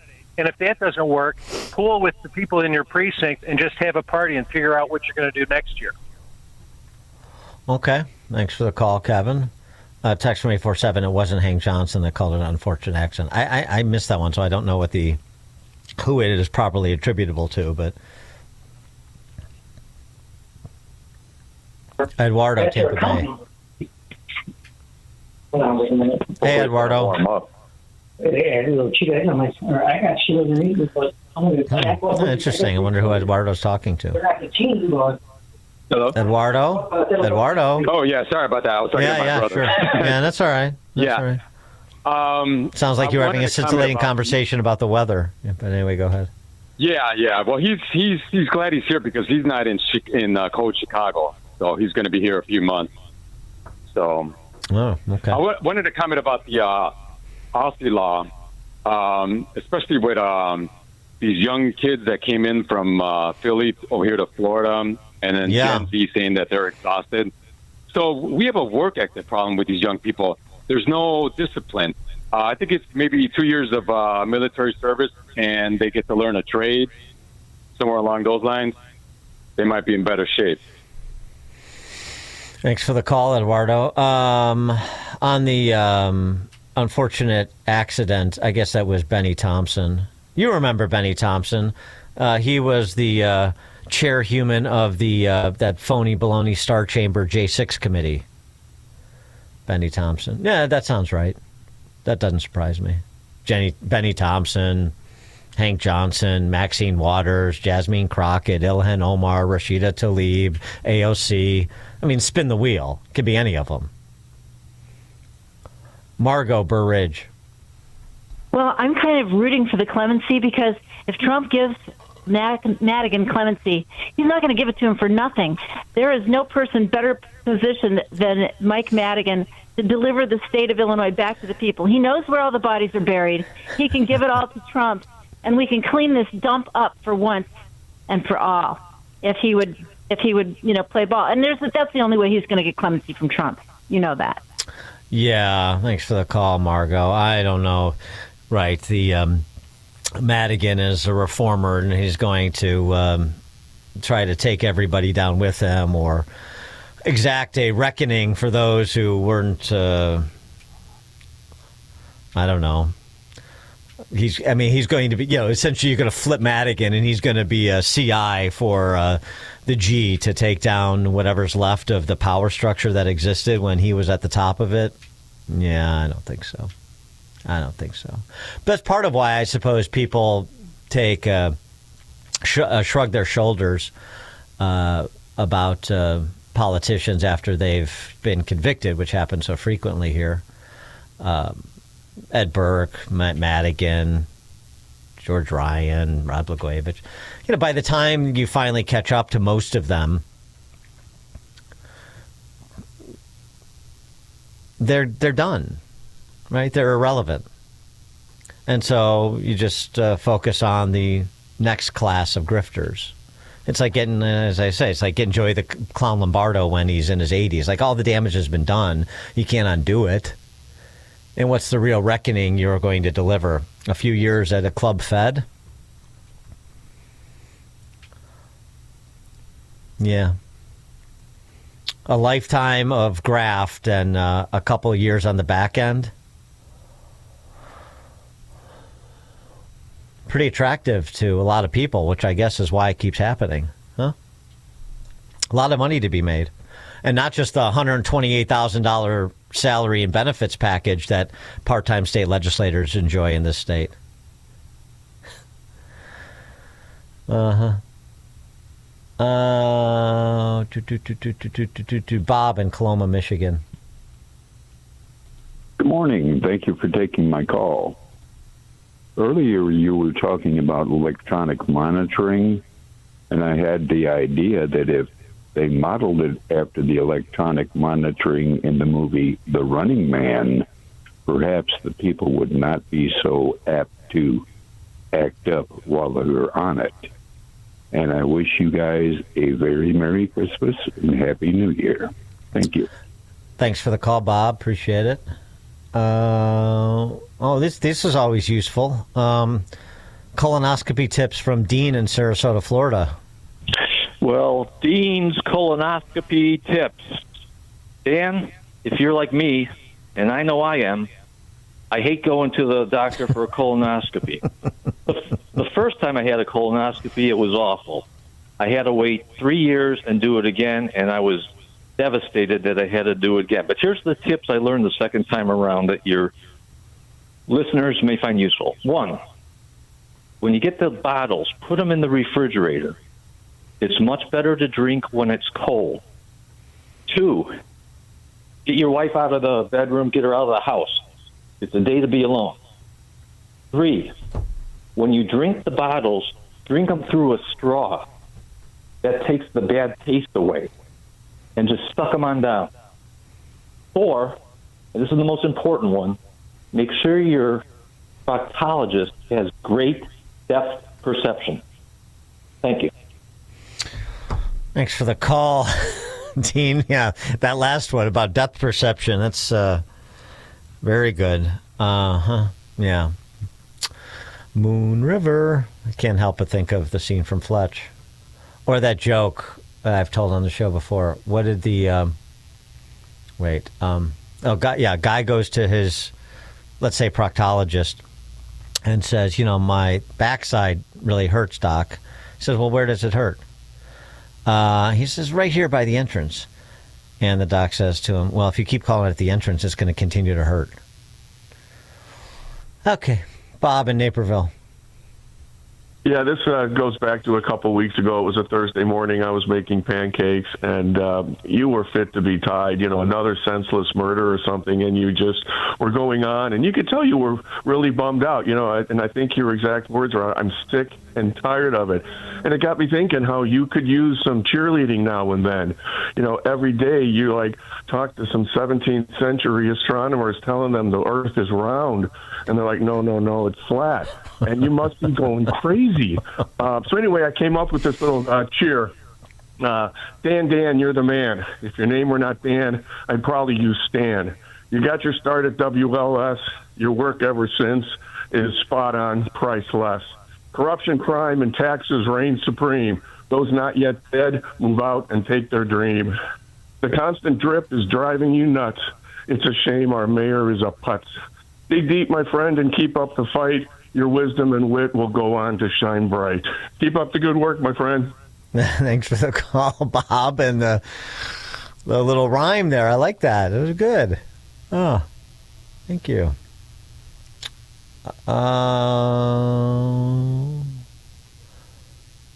David in Racine, Wisconsin. Yes, I'm having a brain, senior moment. Well, greetings and salutations, of course, but yes. The thing about with Benny Thompson, I think him, Hank Johnson, and others, I think they could be called the Ram Q Party for racist American Marxist Quisling. Ram Q Party. Okay, thanks, David. All right, we'll try it. The Prime Minister, Ogden Dunes, Indiana. Oh, perspicacious props. I'd like to start off by saying, free it, lad. Free it, lad. Thank God Almighty. And the bail bondsman, I'm free at last. Now, okay. I've talked to a bunch of your listeners. They all want to have, during the holiday when you're going to be away, from the microphone. They all want to hear best of Prime Minister, best of the great poet there, and the history Frank. We want to hear best of these guys.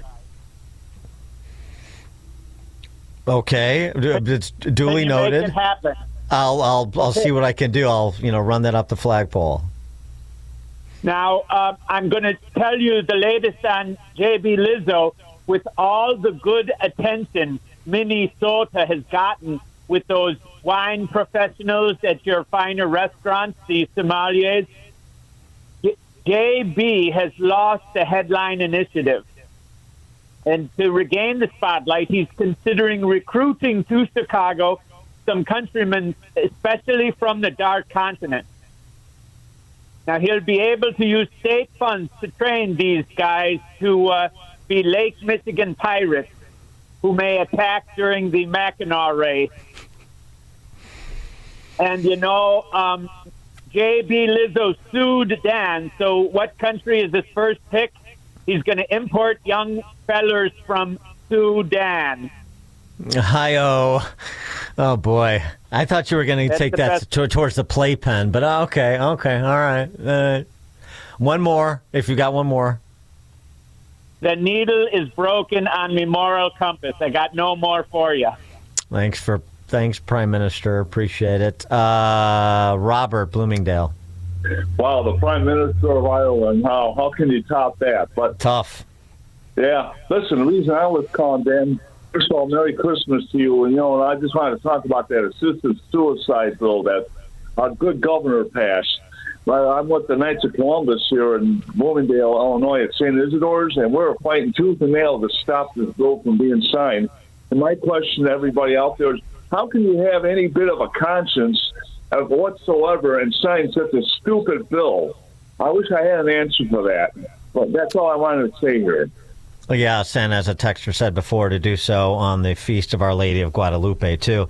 Right after his, I shouldn't say right after, but not long after he met with Pope Leo and talked about Pope Leo's message of hope, compassion, unity, and peace resonates with Illinoisans of all faiths and traditions, blah, blah, blah, blah, blah. End-of-life options for terminally ill patients act. He signs into law today. The bill legalizes assisted suicide, allowing patients to self-administer life-ending medication with a review of 2 physicians and 2 witnesses. Just another enhancement to the culture of death that already persists in Illinois. Somebody texted before calling him this demonic ghoul. Yeah, he really is. He really is. Perry and Niles. Hi, good morning. I want to thank you for taking my call and apologize in advance for what I'm going to say. You seem like you were going to take us down this road, and I just had to jump on it. What did the proctologist say to the blind man? What did the proctologist say to the blind man? I don't know, Perry. How many fingers am I holding up?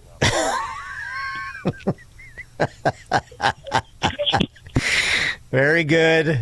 I like scatological humor as much as the next guy, so keep them coming. Jordan in Antioch. Morning, Dan. Yeah, and if I could just pile onto the proctology section, a 5th tip is do your due diligence. Look into your proctologist. Maybe find out where he went to college and make sure he wasn't a power lifter, maybe an offensive lineman, something like that, right? You want to look for a guy who was heavy into chess, maybe debate club, something like that. Just soft for your hands. Own protection. Yeah, right. So, So this lady that called in, and I know I'm preaching to the choir here, but I get so sick of hearing this. First off, she's probably insulated from every policy that she supports. We know that. The other thing is when you hear about the white privilege, and I know we beat this to death, but yeah, I'm white, so I have the privilege of paying full tuition at my kid's college. And he has the privilege of working his ass off trying to get scholarships and play baseball to get perks so that he can go to school and build his resume, because he's going to need it to compete against the affirmative action crap, and that he's going to have to prove his merit. I don't have the luxury of walking through any neighborhood that I choose to without any repercussions whatsoever. I don't, and not that I would, but I don't have the opportunity to. And I know this, whatever. It's going to come off as racist, bigot, or whatever, but it's the truth and it's the reality that these people have created. That you can go and steal with impunity and know that there's no repercussions. You can get bad grades because of the policies and the culture that you've created and raise complete failures to their detriment, not yours, to theirs, in the rest of their lives because they're going to be components of the state and supported by the state. It's so infuriating. And I keep saying this, and I say this to a lot of people. Racism, I'm not blind to the fact that there are racist, bigoted people out there. They're just sick that way. But I'm also not blind to the fact that these people are, when you raise a kid in a home where he sees no color, right? He doesn't see or judge by color. He judges by character and merit. When he gets into the workplace, he's going to start doing that, and it's because of your policies. Because he's going to see the guys who he knows are failures that are going to be right alongside of him. It's infuriating, I guess. And I know I'm screaming into an echo chamber, but it just, everybody has to be able to combat that crap with, they created what they're bitching about. So Thanks have for a the good call, day. Watch your proctologist. Thanks for the call, Jordan. I do want to get this in, too, just on the a little bit of leavening under the category Dads Matter. This is great. Dads Matter. So I'll just a very brief setup. A kid gets caught, young boy gets caught ding dong ditching his neighbor, and it goes like this.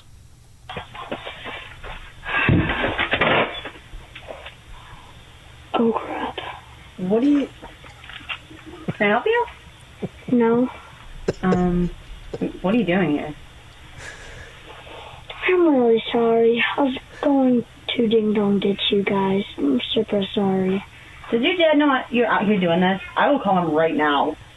Yeah, he does know. I doubt that. What's the holdup? I've been caught! Is that your dad? Yeah. He goes ding dong ditching with you? Yeah, he says it's a core childhood memory and he wants to be a part of it. Run! Okay. Gotta go! Are you kidding me? Oh my gosh. I mean, that's great. You would think that was a spoof. If it is, it was very well conceived and acted. It's hysterical. Does he know you're doing it? And you hear Dad yell, and then run, idiot, and then and you see him in the background when he says it again. He's sprinting down the street, and then the kid takes off. I mean, that's sure. Rite of passage. Dads matter. Okay. Back to serious stuff. Dawn in Naperville. Hi, good morning. Merry Christmas, everybody. I wanted to thank James Glasgow for coming on and speaking publicly. He deserves a lot of credit. I mean, a lot of credit for what he does. Anybody who's grown up, my grandfather was a sheriff for Cook County. My dad was a fireman for a suburb. Anybody who's grown up around it hears how politics can come in and it corrupts people from doing what is right. So I really appreciate him and I appreciate his courage. Proverbs 9:12 says, if you are wise, your wisdom will reward you. If you are a mocker, you alone will suffer. And I think that just describes Illinois politics. Thank you. Thanks, Dawn. Greg LaGrange. Hey, good morning, Dan. Morning. First thing, I refuse to apologize for being a white male. Second of all, I again have to get on this whole assisted suicide bill by Governor Pritzker and the absolute lack of leadership by our archdiocese to say anything about it.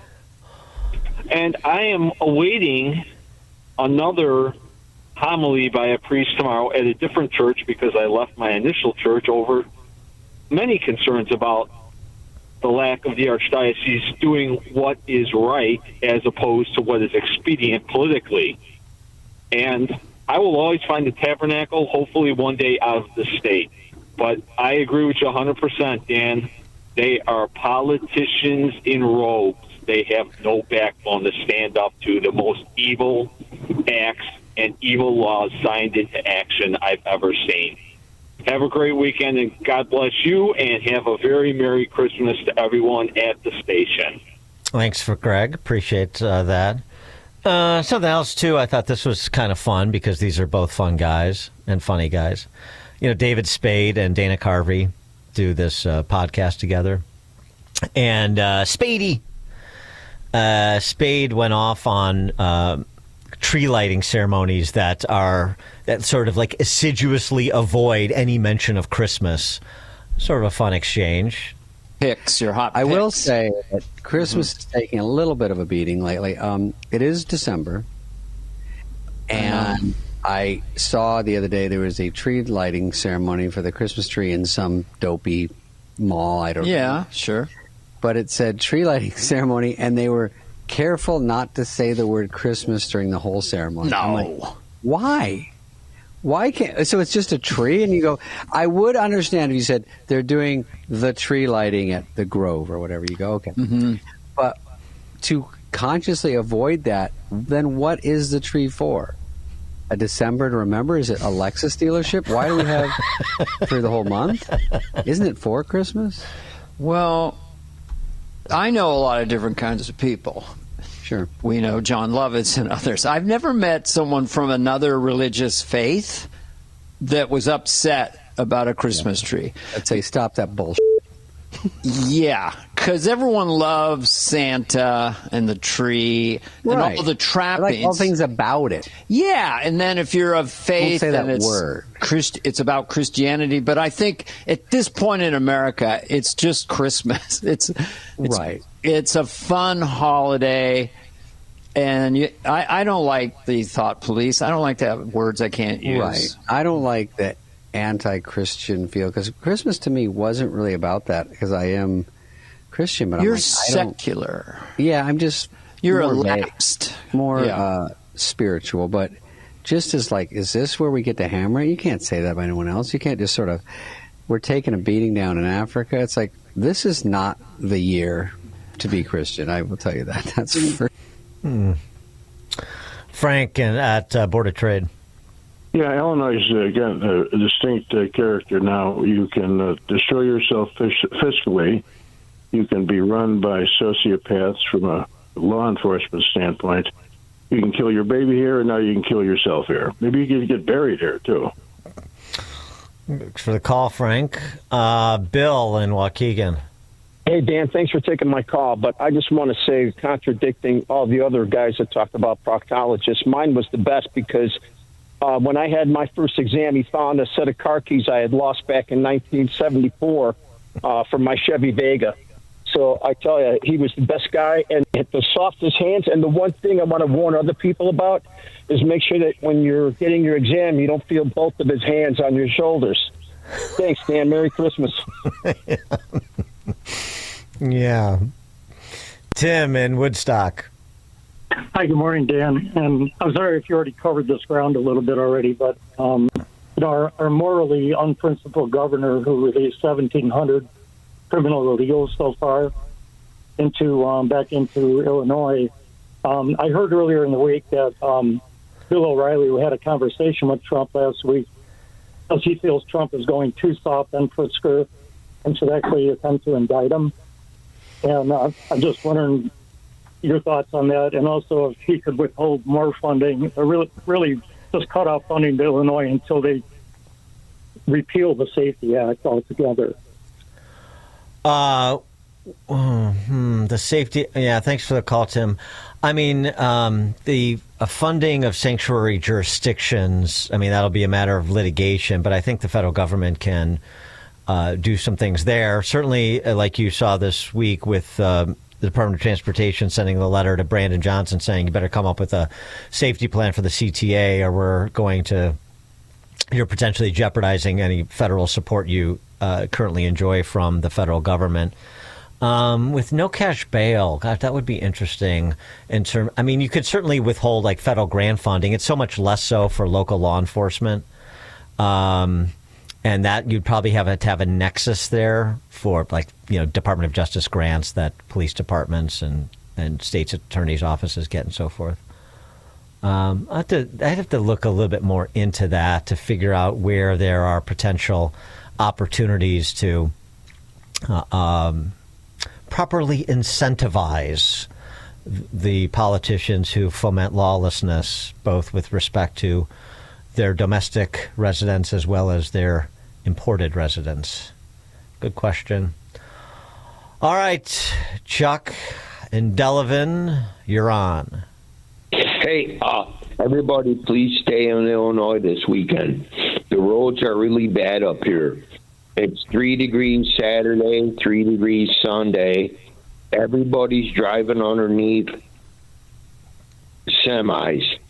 So everybody please stay in Illinois so our fertility rate doesn't go that high. Have a great weekend. Fertility and fatality rate, too. Thanks for the call, Chuck. As always, thanks, everybody, for chiming in and joining us today and all week. We appreciate it.